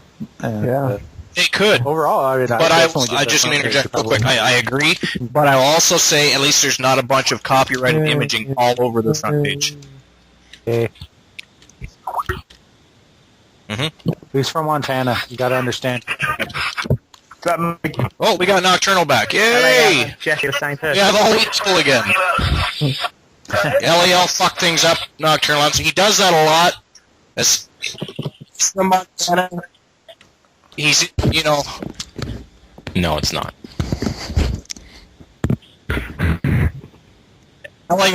He could probably the same person, yes. It's not completely confirmed yet. Well, I only have a It's granola definitely bar, not. so... LAL, I must say, I'm very upset at the fact you don't have at least corn chips Making me today. hungry. Shut up. The crunching is a necessity on it. It's like Wild Food singing on the go when he's on. We must have the crunching. Anyway, back Okay, to, okay. First, before we go, okay, who's John? That's Lord Friday. Oh, okay, Lord Friday. and Thomas is Moonchild. Yeah.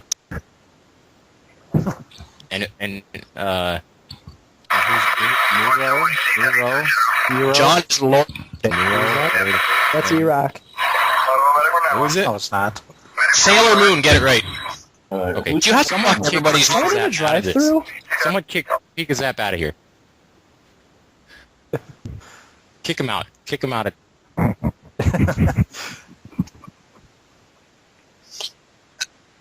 Now who's That's Andy J. who's Andy Nero? J, what are you or doing whatever there? Nero. the hell his name is? Nero. We'll hang up on your ass. The next time we're hanging up on your ass, mister. Oh, You and your Pikachu son of a bitch. yeah, I'm good.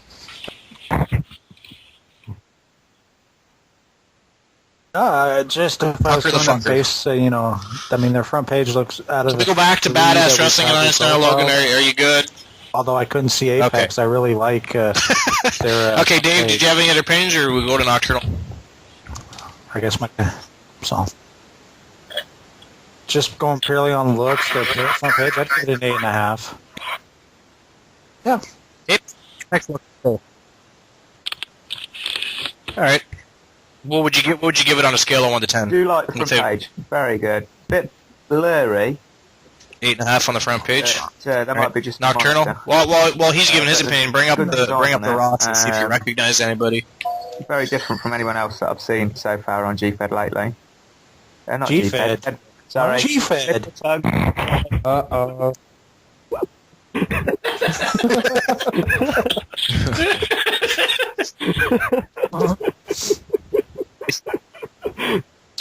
Yeah, this is Dave Demented talking. LAL, you okay? PR. Holy.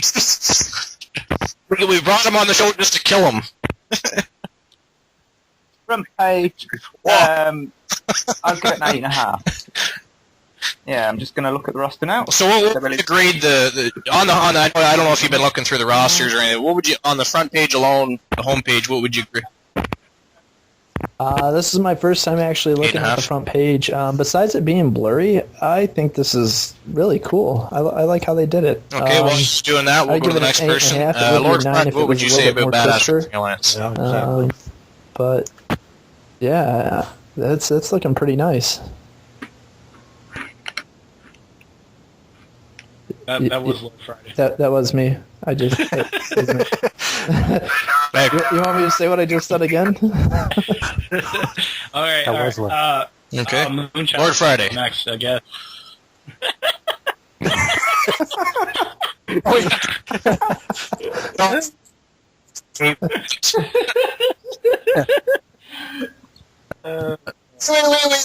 Who the fuck said you could speak? I was going to say, because the graininess, yeah, I can see it too, but I kind of like it. You don't know how this show works. The back, like, You don't speak broken too. cover, like a back of the Yeah, go ahead. I don't know. That's okay. Yeah, I don't know what about it, but something reminds me of like a Genesis game, like the back of it. I kind of like it. And then, I don't know what it is. Somebody hung up on. And then, like, the results have really good storylines. Their matches are kind of short, but, I mean, if you like short matches and you're more driven by the storylines, this might be the Fed for you. And then, if they want to get better match writers, they could always look for someone online. So, I think like they're at 8. And they're really close to being like a top Fed. And they have a very unique roster. Like if you go to their roster, I don't see the typical like Fed Wars guys on their roster. I don't know if these guys are from G-Fed or something, but They're not. Yeah.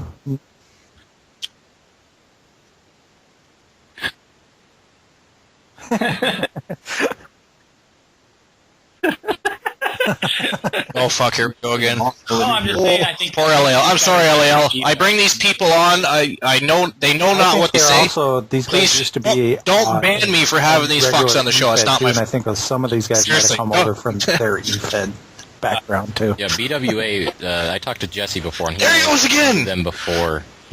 Yeah, I do as well. When, yeah. Yeah, I think so.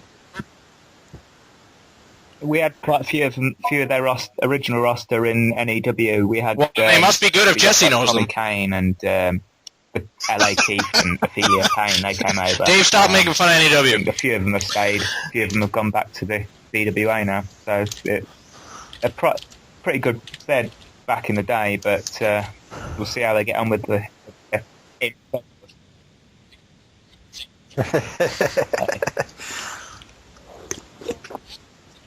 That actually reminds me, I had a match with Hammy J. Back in the day, you're not going to go with the Hammy J and take us back to the Crusaders, are you? GSWA. Right on. Yeah. Back in the day. Getting arrested.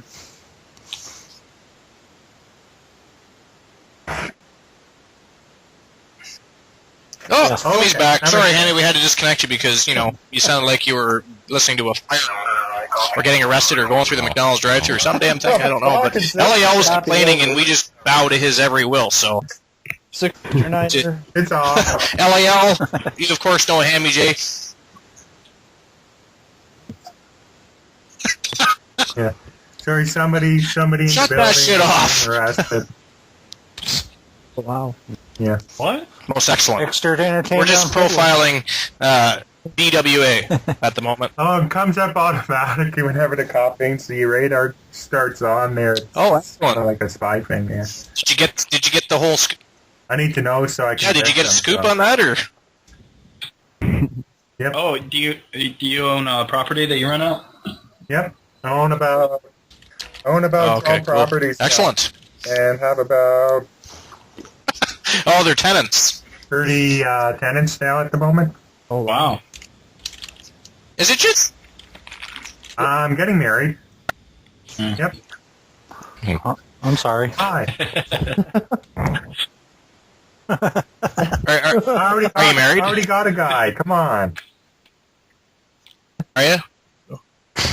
That's too bad. With that many properties, I'd consider marrying to myself. But, does anybody...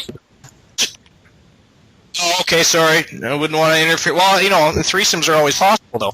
Yes.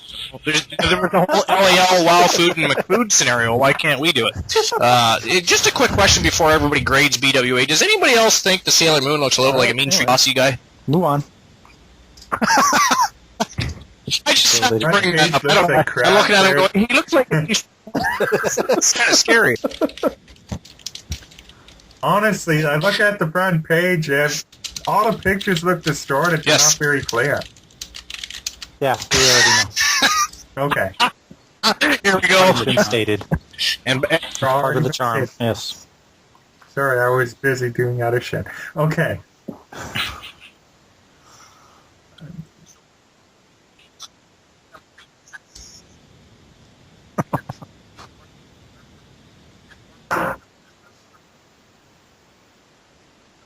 so what would you grade it overall? And don't give me some grade from back when the Crusaders were roaming the earth and slicing Wow. people up because they thought they were Muslims and Okay, didn't want them to screw up their religion and sent shit off in scrolls with fucking owls. This Fed What would- stinks like ass, honestly.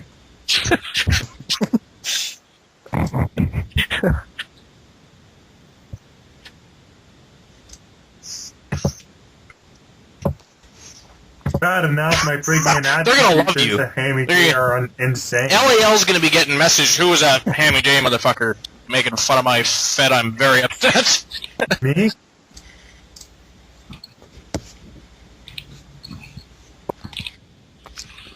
Lock up your door. Oh, God. So what was your grade Your again? 10. I give Huh? it. What? One. Grade.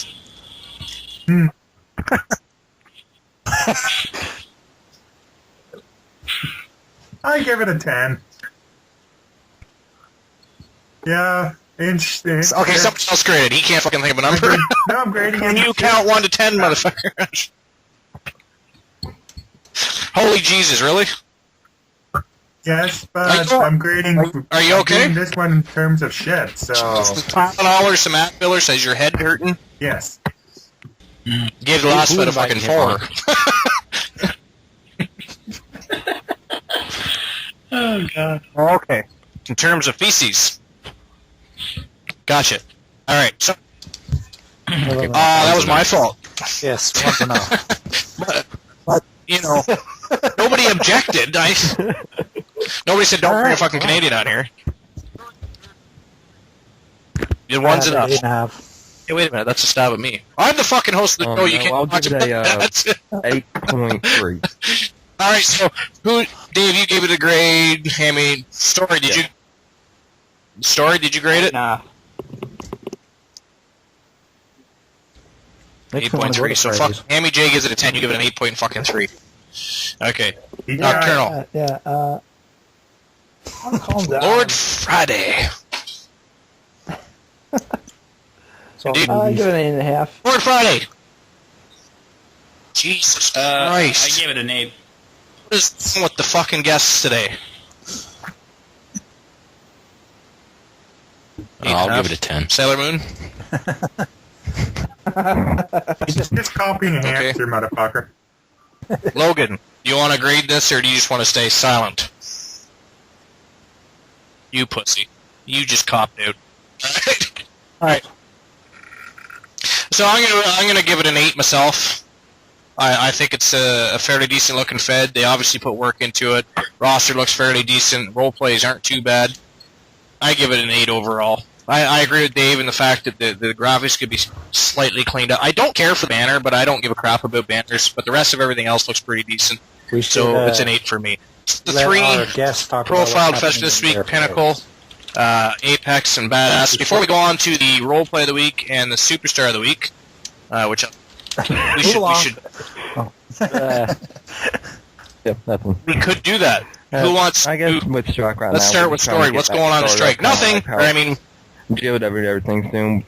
Like we're trying to get started back up. We're gonna be having a tournament soon for our world title and everything. But actually, we're trying to get some new graphics going on because we hired a new graphics guy to do some stuff for Strike.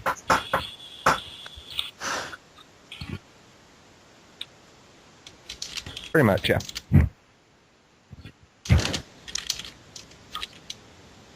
cool. That's good news. PTM And so that's all that's continue, going on right now. So big fat nothing, right? This show, and we've got some cool. big stories.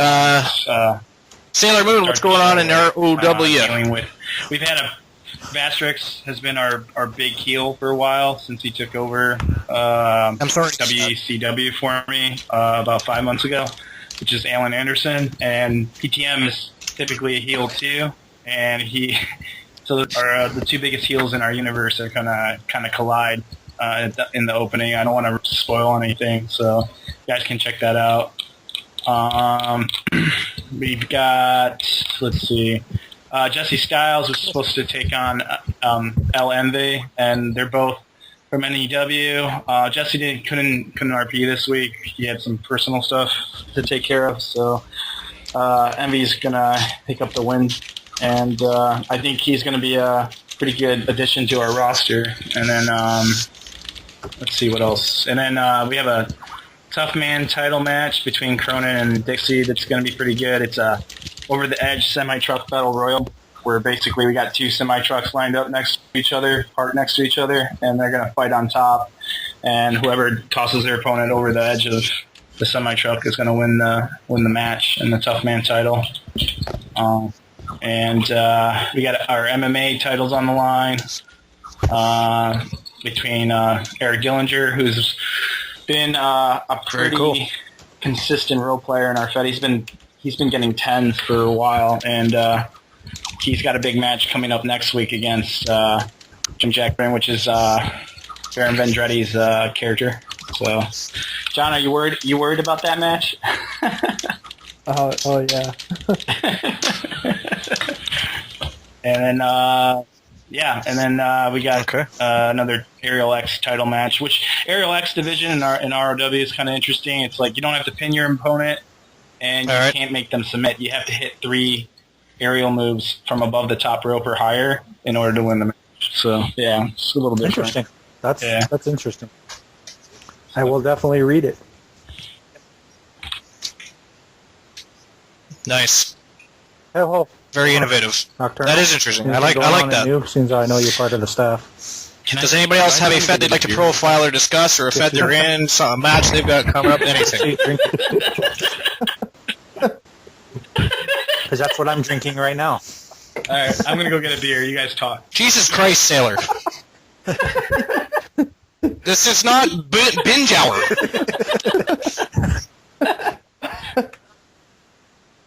Oh, thank you for that. Right, in the moment, glad we have your permission to continue the fucking show. Since we've been back. Jesus Christ. Nocturnal, tell us about NEW. World Heavyweight Champion. Yeah, it's going to be good.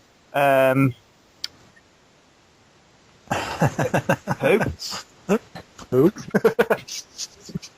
Awesome. Yeah, no, Jesse's still there. Did you fire Jesse Styles yet? Yeah, so we're building up for that. Ooh, yeah, exactly. Nobody even knows who he is. It's just a Fed with an owner. Tonight, which is our weekly show. We've got the Transatlantic Championship on the line between LMB and Blair Buchanan. We got the tag titles on the line tonight, which is going to be, like I said earlier, it's me and Seth Iser versus Valora and Apathy. So that's going to be interesting. Nice. Oh, it's got to be Nocturnal and Seth Iser. Cool. Duh. Who's going to win that match? Yeah, it's got to be that. Like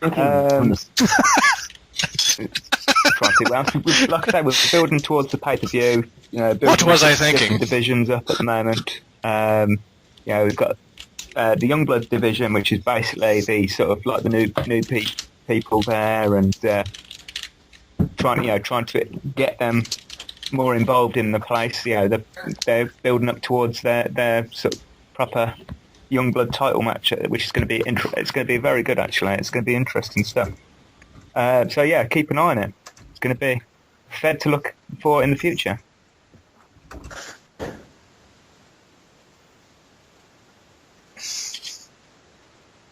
Will do. Yeah. Retirement!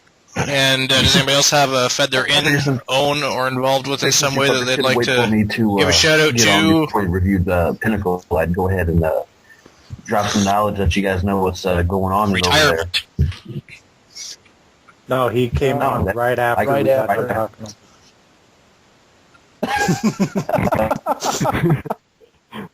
You weren't on when we talked about Pinnacle? I guess. The fuck are you ever going to be mad later? I'm going to get banned at the end of the day anyways. And LAL put us to it. It's all his fucking fault. He sent us a message and said, you say this, or you're all fucking banned by the end of the day. We're like, whoa. All right. The 49ers are going to lose tonight. Well, I hope they don't, but if they do, I get banned. Don't say such things, you Colin bastard. Kaepernick is going to lose the game for him. Yes. I don't think so. I don't. They're not. You say they're going to lose one, but I'm going to fucking hang up on you. No. LAL is no longer allowed to speak. Which will be difficult when we're asking questions. But PWA right now for about the last. So go ahead and give us the skinny on PW, if you will. Everyone thinks that Juice Jackson, the owner of PWA, is trying to screw everyone over for his own personal gain. And last night, everything sort of came to a head at our show Apex 3, where the conspiracy was revealed to actually not be a conspiracy. Or is there? You'd have to... I'm going to link you guys to the result real quick, just so you can check it out for yourself, see what went down. Ultimately, everything is leading to our pay-per-view in 2 weeks conspiracy. All right, let me where here.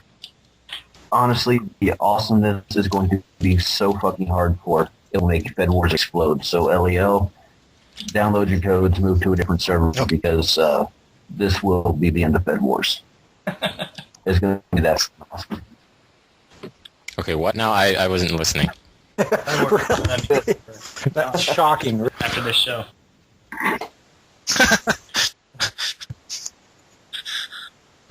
LEL, PWA's next show is so powerful that Really it's going to is. cause the servers to collapse. And LEL was not paying attention to the people to keep Fed Wars alive. That's I will believe it when I see it.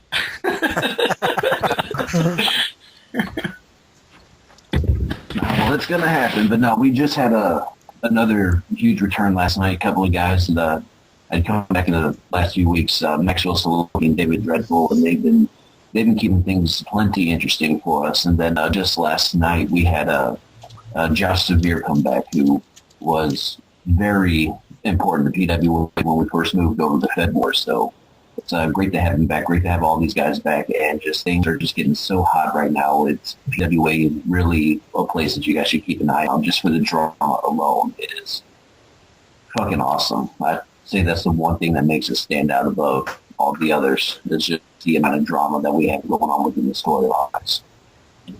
Cool. Definitely check it out. I'll take the time to talk about NGW for a little bit, just to... Cool. Really? All right. Anybody else? All hate mail needs to be directed towards LAL. Is that actually you or like a Oh, sorry.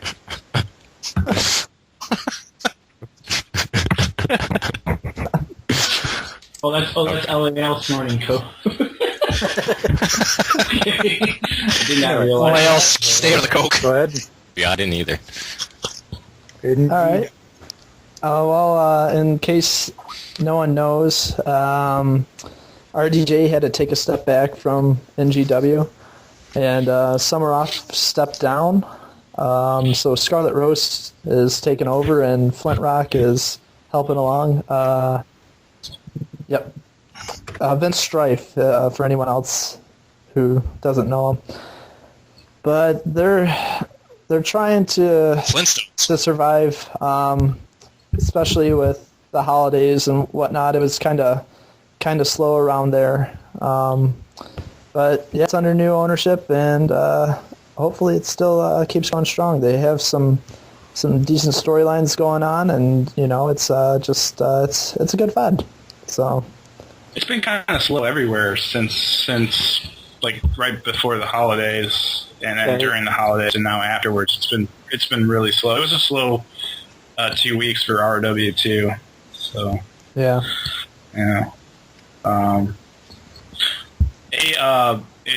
Who's the masked guy in NGW? He's a really good role player. John, he wears a pink mask. El Flamingo. Oh, El Flamingo, yeah. Oh, yeah. That guy. He's that great. guy's awesome. Yeah. I love reading his role plays. Yeah, that's one guy that if you just want to read a good story, just go to his profile and pick out his role plays. You'll have a good time reading them.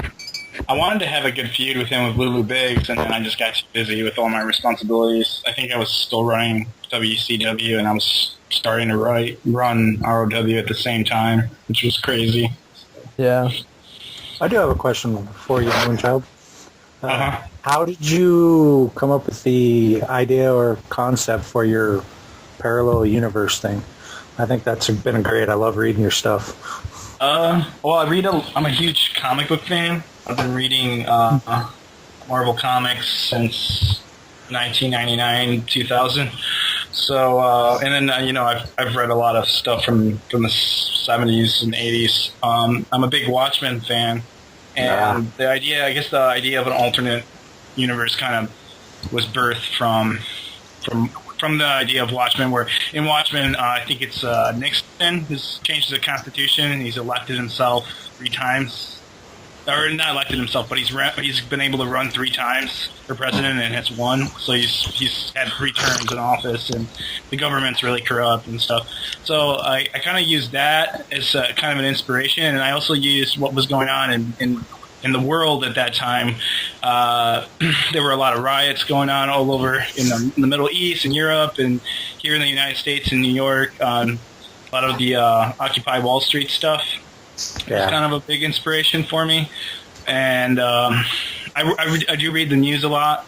I've kind of cut back a little bit because I feel like it didn't happen. Shut up! He's trying to talk. But yeah.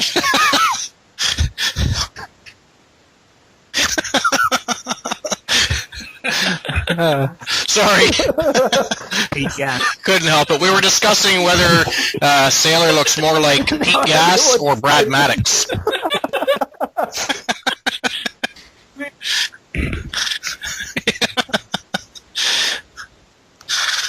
Okay. Oh, shit. Alright, so... You just totally cut off the start. You know that. Does anybody else... Before we get to the captain of colonoscopies, who's patiently waiting, Shut the fuck I'm up. surprised he's not chewing and interrupting so we can, spew some sort of... Shut the fuck up.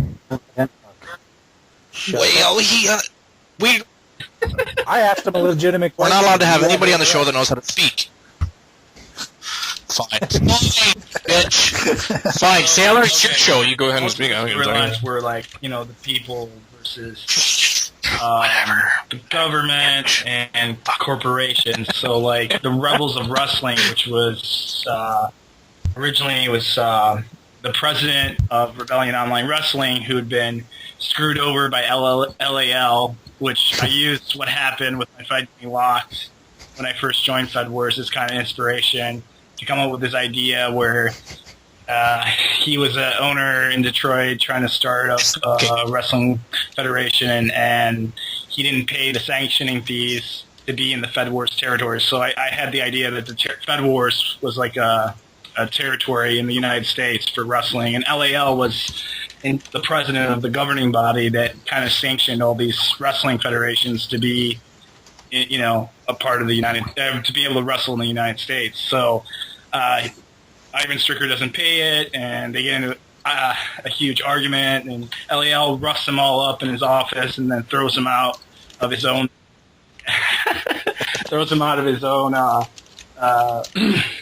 his own office building in the streets of Detroit. And he kind of goes on Bastard LAL. kind of like a crazy tirade against wealthy people, because LAL is his character. Mind you, not the real LAL. This is I have nothing against real LAL, but LAL is kind of like a wealthy 1% type guy. He carries around a long gold cane. Well, yeah, because the real LAL has no fucking character. And like, yeah, he's very man. Jesus. The show's going to be all laughing. Yeah. But, oh yeah. Listen to that laugh. That's amazing. Stable group with Takuma Sato. The only thing better than that laugh is Wild Food singing. Who's like a voodoo master in our universe. And then let's see, who else was part of it, John? Aries Matakis and Maria Marlboro. Right. And then so Pedro Hernandez too. The best.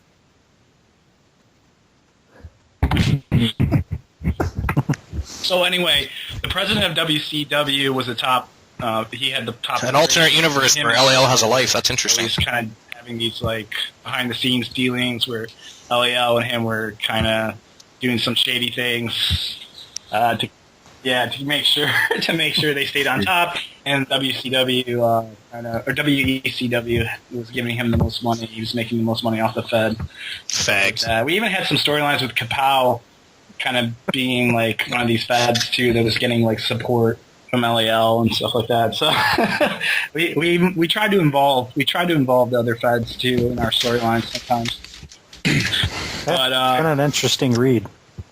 Yeah, basically we came up with this like real heel group called the East Coast Henchmen, and the president of WCW was in charge, and Valora was like this really like sadistic I don't know, like almost like an enforcer, like from like a mafia group where she would just do anything for money. And I think Dylan O'Malley was part of the group, and Skylar McMason. And yeah, they were a really great heel group to go up against the Rebels of Wrestling. O'Malley.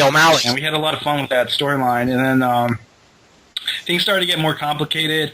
Vastrix came on, and he started coming up with. We're kind of starting to work towards, I guess, possibly like a World War III scenario, and how that would affect, just everyday life and wrestling in general. So we're thinking about maybe like doing like, I don't know, like USO shows, like military style shows, where like the wrestling will be there to like entertain the troops and stuff like that. So it'll be interesting. We haven't fully developed the idea yet, but we're talking maybe 6 months from now we might be doing that. We still have a lot of stuff to do with the current stuff.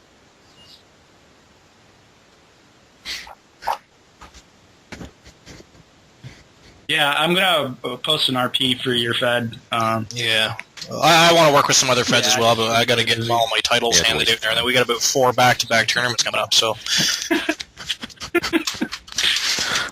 Yeah, that's okay. I figured you would at some point.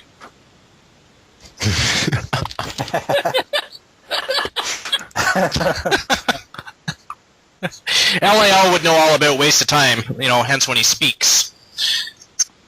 It's been one of the better ones.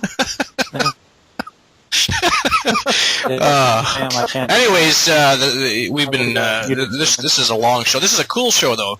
Lots of virgins on the show. Dave's horny now because of all the virgins on the FedHype Radio today.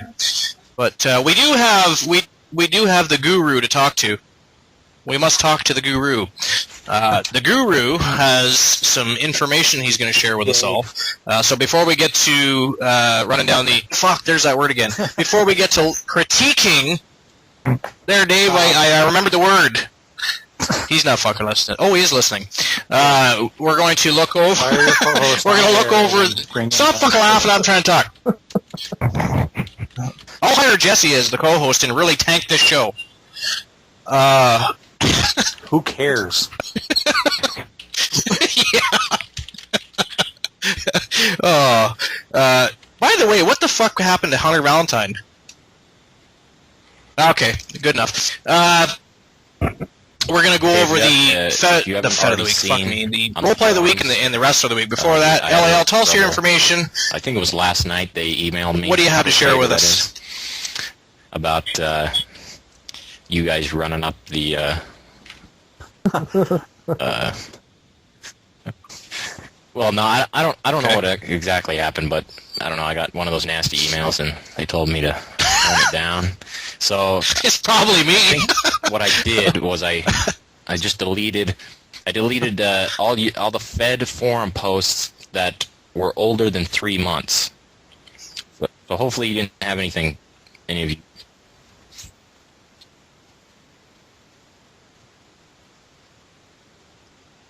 Nice. Well, I might just set up a script that was. That said, is this something we can do as Fed owners to help you upkeep? Is just every once in a while, if we find threads getting old, just go back and delete them for you? Or I would like the power to be able to delete like certain. So now it's a fucking dictatorship, is it? Stuff that I don't want anymore. Do we have that power to do? You can only lock, move, pin. You cannot delete yet. That might be something I'll add in. Can we even delete threads? I guess we can't, can we? That way we can help you. Cause I could go through RW's forum right now and WECW's forum and get rid of like a ton of shit. So yeah, you might want to. Yeah. We could help. Especially WECW when it's been around since the beginning of Fed Wars. I'm sure. And with the mail and alerts, I had to delete. For sure. All the ones I deleted, everyone that wasn't from 2013. Okay. So because there was about 50,000 mail or alerts, and then there's about 40,000 mail in the DB or database. So I had to delete all the ones. But there's already been 3,000 that've been sent out. If you haven't checked your fucking alerts by then too there's bad. so many like inactive people who probably like new owners don't know that they're inactive or don't pay attention, and then send them contracts so they get alerts for it, but they're not on to clear it. So like it stockpiles. So I'm gonna put in so you can only have a total of 50 alerts and 50 mail in your inbox at any given time, and once you go over that, it'll just delete the oldest one on there. That's pretty cool. That'll be handy. That's good. Yeah. It really helps.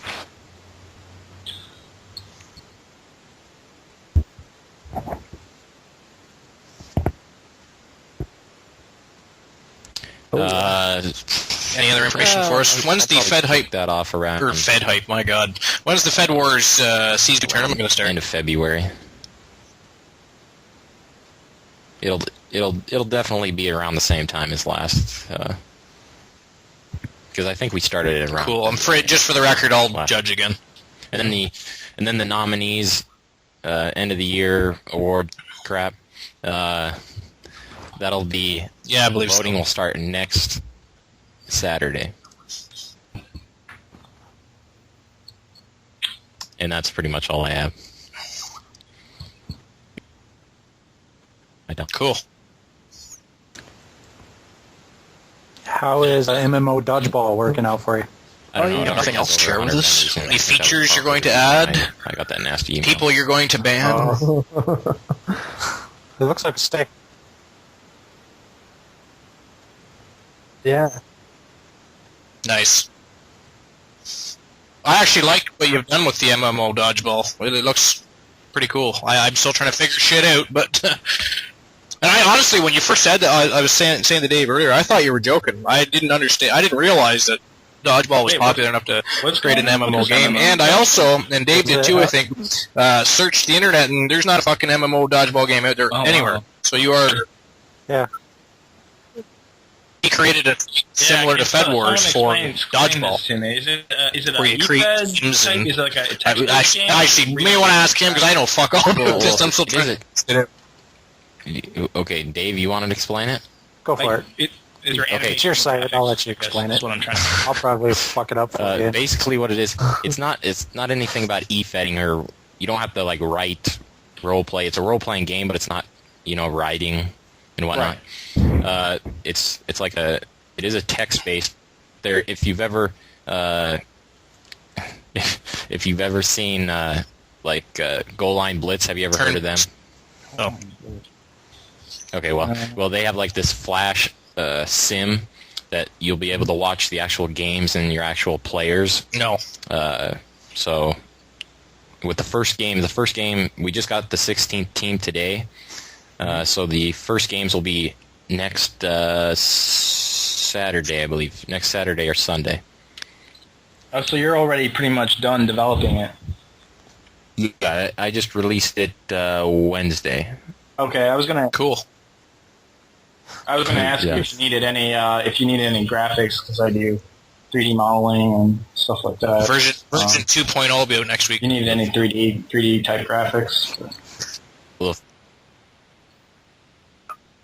I do three-dimensional modeling on a computer. Dave just heard the end of that. He thinks you do modeling now. He's all horny. You may want to clarify that.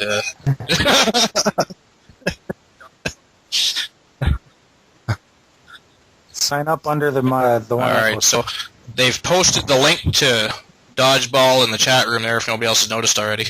Elio, what made you want to do this? Because he's money hungry. Yes. Sign up. Okay, check it out. Create a team. I have not done yet, though. You got to pay to join?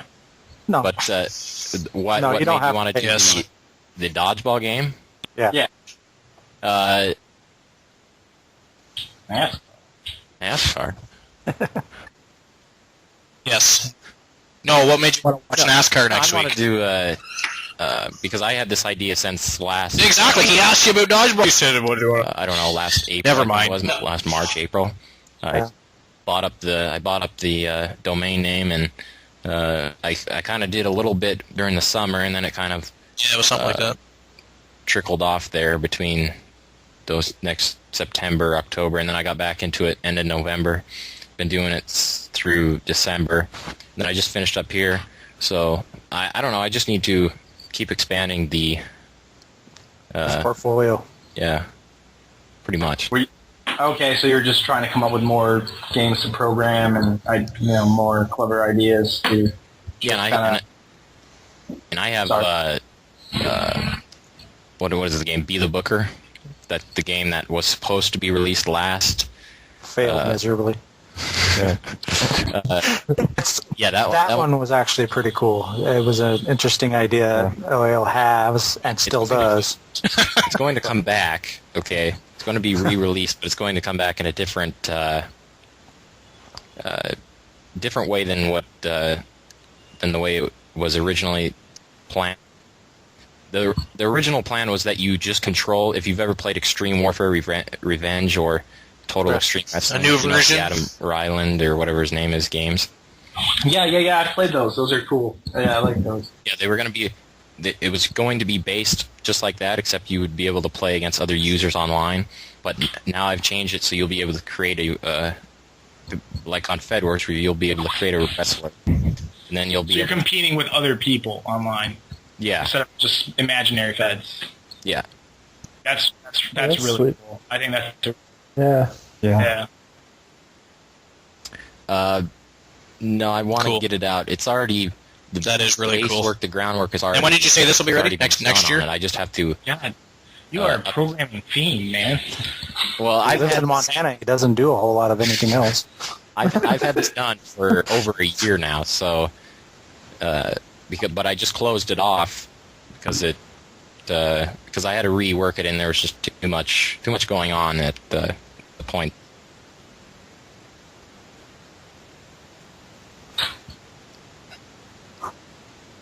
Just want to interrupt real quick for 1 second. Don't fucking ban me, asshole. But I want to welcome Hunter Valentine to the show, another virgin to FedHype Radio. Hunter, welcome to the show. Thanks for coming. That's okay. We speak, dumbass. Oh, wow. Okay. There's one built into your PC, most likely. Yeah. You don't have a microphone, but we hear you. Nope. Okay. So, everybody want to introduce themselves to Hunter Valentine? Everybody was terribly excited that you were going to be on the show, especially LAL. He rushed to the show and was early, so he could have front row seats. Does that please you? Not quite. No, they got him Grand Theft Auto. No.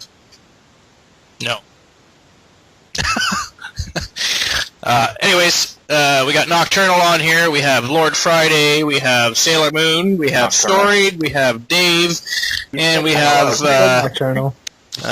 He's just that important that you have to say it twice. Nocturnal. Fuck. Did I? Yeah. Hey, Hunter. I have to say it twice. Still part of WCW? He's got that sexy British voice too, so we just want to hear him speak. Hunter. So. Hello. Ronald McDonald. Ronald!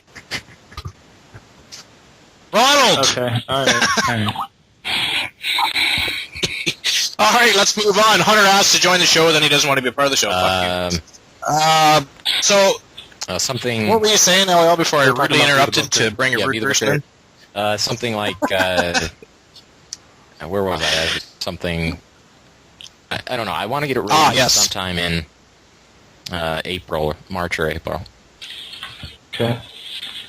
So what's going to be different from the first time, if you don't mind me asking? You'll be able to cool. If you've ever played that dumb game called thewrestlinggame.com, if you've ever been on there. Oh.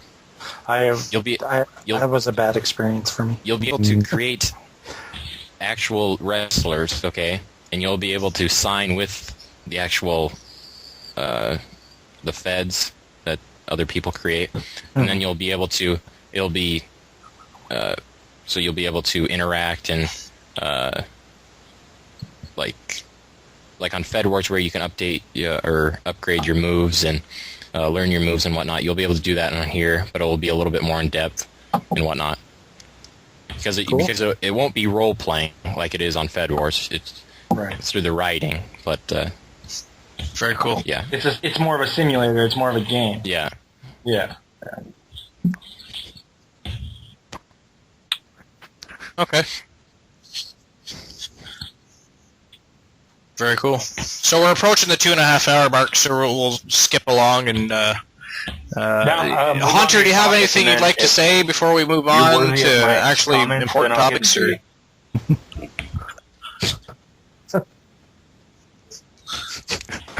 I had a question, but go ahead. I seriously hope to God I'm not, but okay. I was hoping you wouldn't. WCW. Hurry up, it's Role Player of the Week.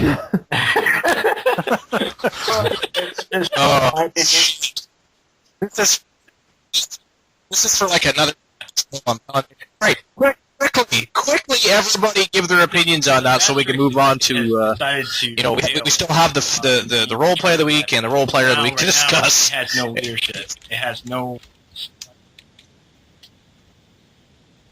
Well, he couldn't do it if he were... That's what's kind of pissed me off. CWO owner abandoning himself. I'm going to quit, and blah, blah, blah, blah. And, the guys put a lot of work into it, and so have I. So, we were...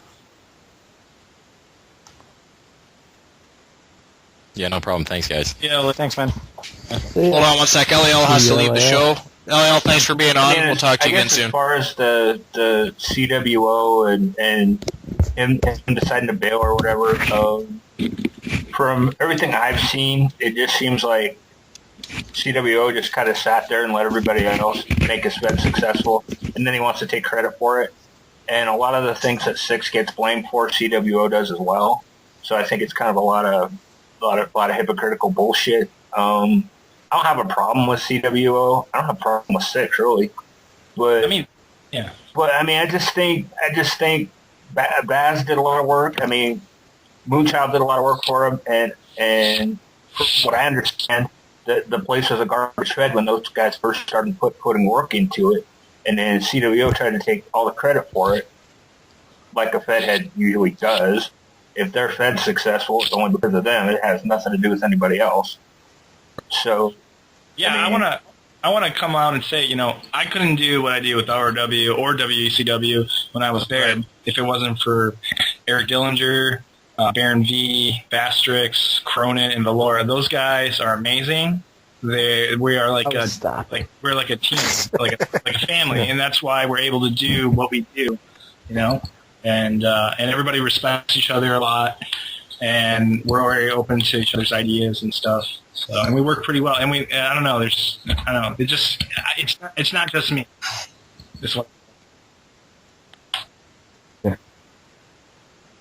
I think more Feds should do what you guys are doing. With my specific setup, we don't run a lot of shows, so Dave and I can run by ourselves. We don't need a whole lot of extra people, but for people that like to run more shows and be a little more active, it's awesome, and it's good to see you guys work together good and run a really good quality Fed, so just props for that. Yes. I did the best I could for 4 years, but it got first started to be too much. I agree with Dave. I'm glad to have Dave on board with me now. I started running it by myself, but then when I came back and actually created Strike, I ended up creating a group of people that would help me. Like I had David Dreadful, Keelan, and I had someone else, and of course I've had Michael helped me a little bit when I was reviving it. So, of course, it's not one person that can really have the most success. It's really if you have a group of people that can help you, that's where you get your most success.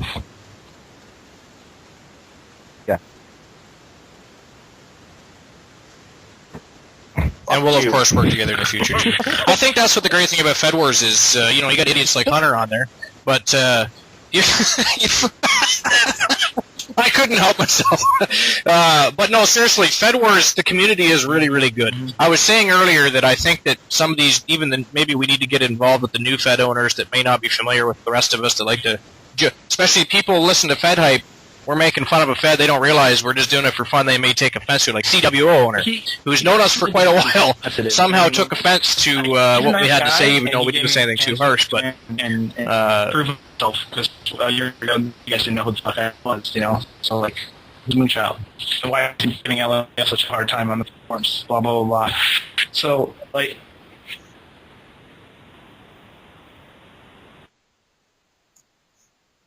But there's more than enough people to help, you know what I mean? Like yourself, and there's so many different people that can help out graphic wise or advice wise, role play wise. Even Hunter has some decent things to say, so even he could help out here and there. But I don't know, there's help all over the place in Fed work. Good old Microsoft. And we got some back. That's the second time that's happened. First it happened when LAL came on, then when Hunter comes on, the show's just fucked up. I'm basically just running XCW now, and I think that the way I'm going to do it is I'm going to take myself out of the equation and write the matches, write the segments, and I've found that a lot of people who do segments are basically putting themselves over. They're like, oh, look at me, you know. In my opinion, I want the people who are in my track. I don't need to put myself over because I'm already over, you know. I'm already talking about it. You know? Everybody knows who the fuck I am. I don't need to the people that are up myself. You reward the people that do the best job on their side. We don't ever admit that shit. All right. So we're at 2.5 hours here. So what I'm going to do, we're of course going to have more Fed hypes, and I want to get Sailor Moon and even Hunter and people on some Fed hype one-on-one shows too. I like to do the one-on-one interviews on occasion. So, but I want to move along and quickly go over the role player of the week and the role play of the week. And if anybody wants to read that, a couple people want to read it real quick. I'd like to end the show with discussing those two things. So we'll bring up the who is the role player of the fucking week? I forget now. Retro Rob. Okay, so shout out to Retro Rob. Good job on getting Wrestler of the Week. He's good. Any opinions on Retro Rob? Let's start with Hunter. What on Fed Wars is a lot of people kind of stick to their own little corner of the world, and Retro Rob doesn't really branch out very much, like a Bauer or like a Cronin does. So I mean, if you don't legitimately go out and try and read his shit, you're not going to read it, you know? Right. I mean, there's a lot of guys who are like that, who are really, really good, but they're kind of in their own corner of the world where they're established, you know? And I would love to see like some sort of tournament or something where all these guys come together and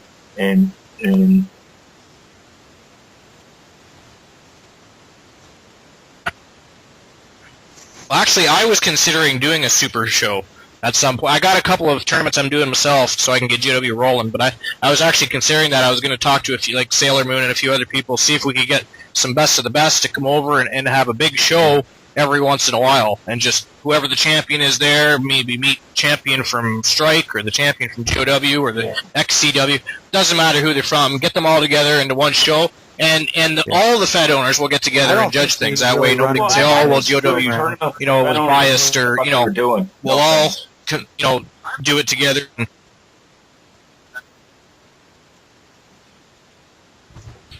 I've actually never had a problem with somebody accusing me of bad judging. Actually, I've judged a few. I've even judged for Mike Park. So, No, I thought you did a good job. I did, yeah. I've had a pretty clean track record, and I think people trust my opinion, and I do.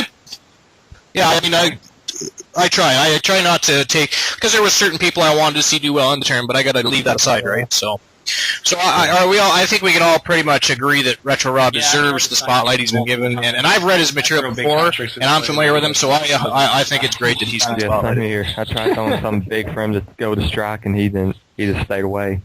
Yeah. Oh, well. All right, that's the part where I will politely... Now, aside from Rob, we also have a role-play spotlight of the week, and it was written... So, it's good talking to you guys, and thanks for having me on the show. Thanks for coming. we'll have you on again. I'm actually hopefully, I'm not. And I want to do a one-on-one interview with you at some point too. So yeah, try to if you keep wanna some space talk open to me. somewhere. Yeah, let's do it. Nice. Sometime. We have canceled like 4 one-on-ones. My Perfect. God. Sounds good to me. You I'm know, still trying to I'll get kinda storied on a prep for it one-on-one so I too. can kind of explain everything.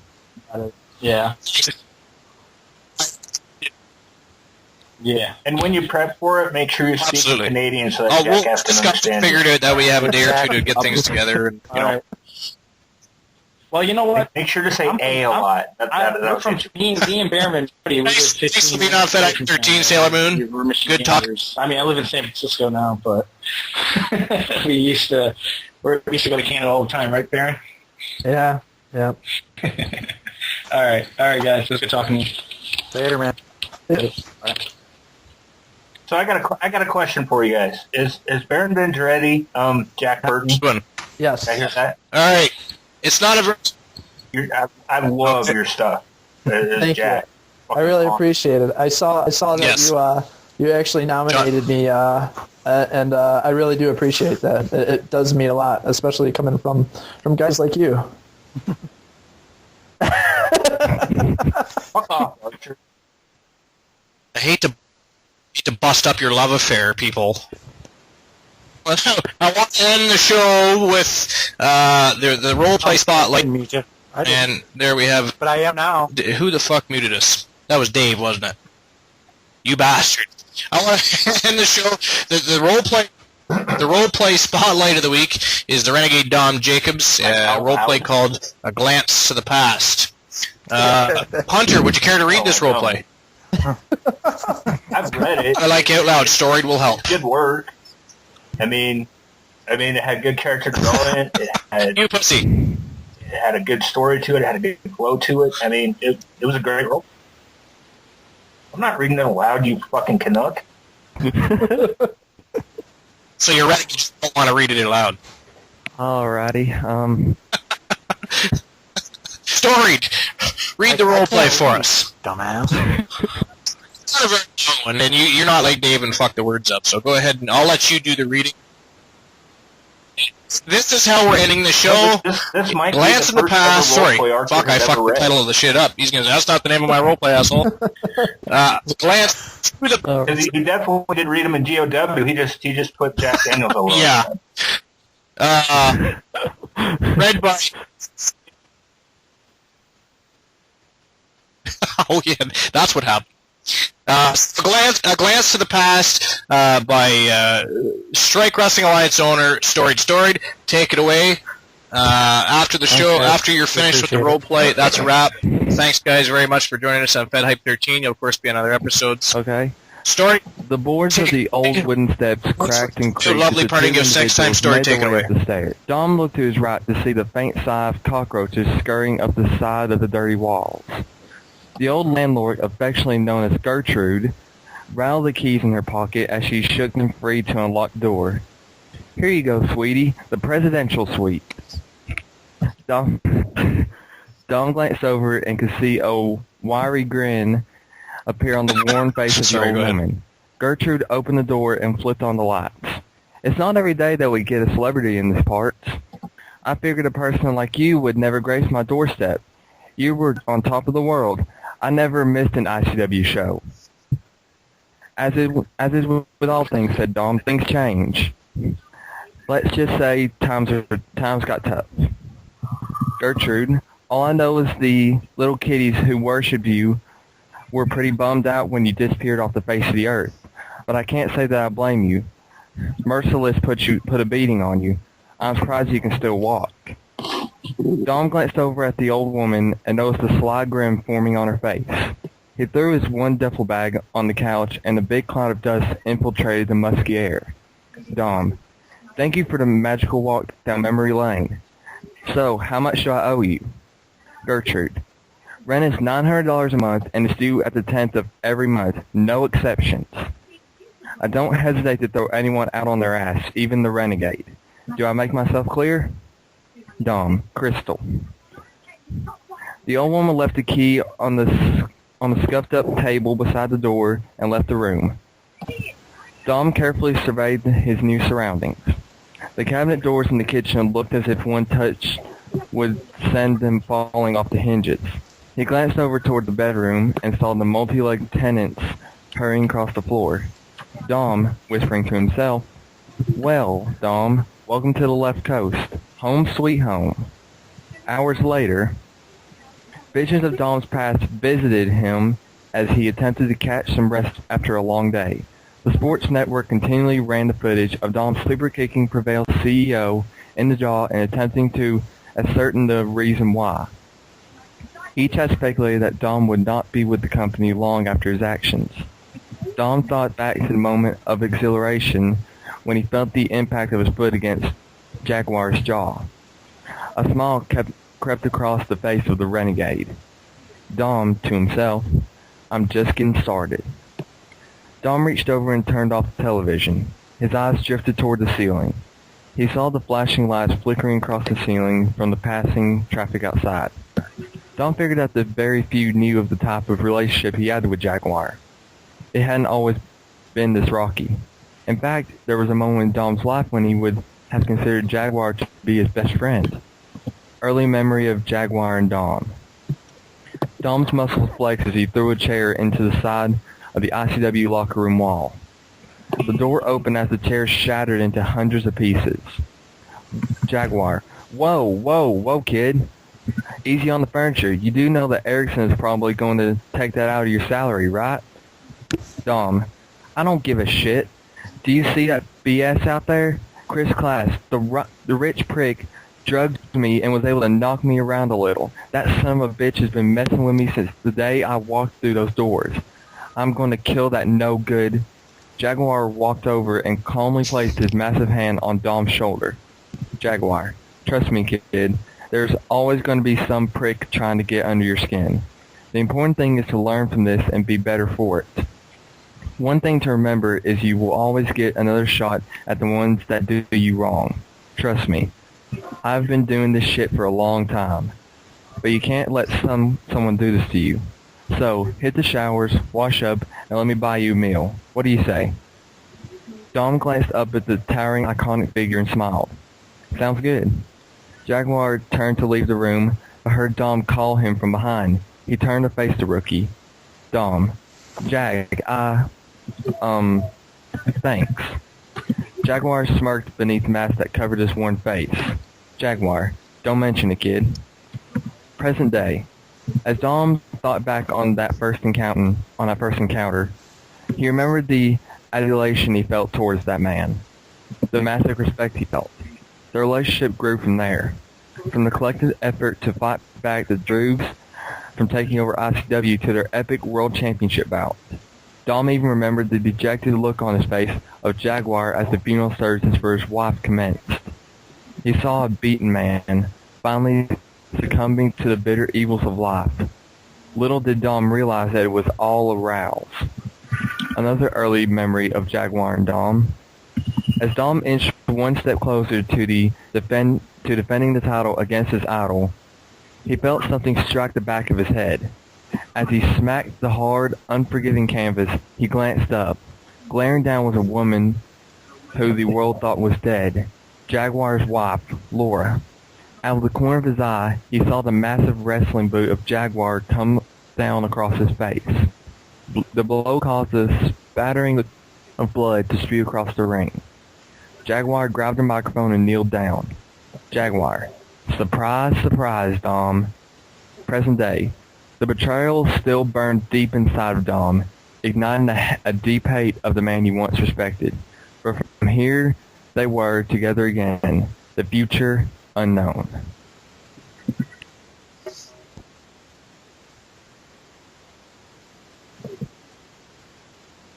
Very cool. And that's a wrap of FedHype 13. Thanks for joining us, guys. Before you go, though, give me a quick scale of 1 to 10 on that roleplay. I give it a 9.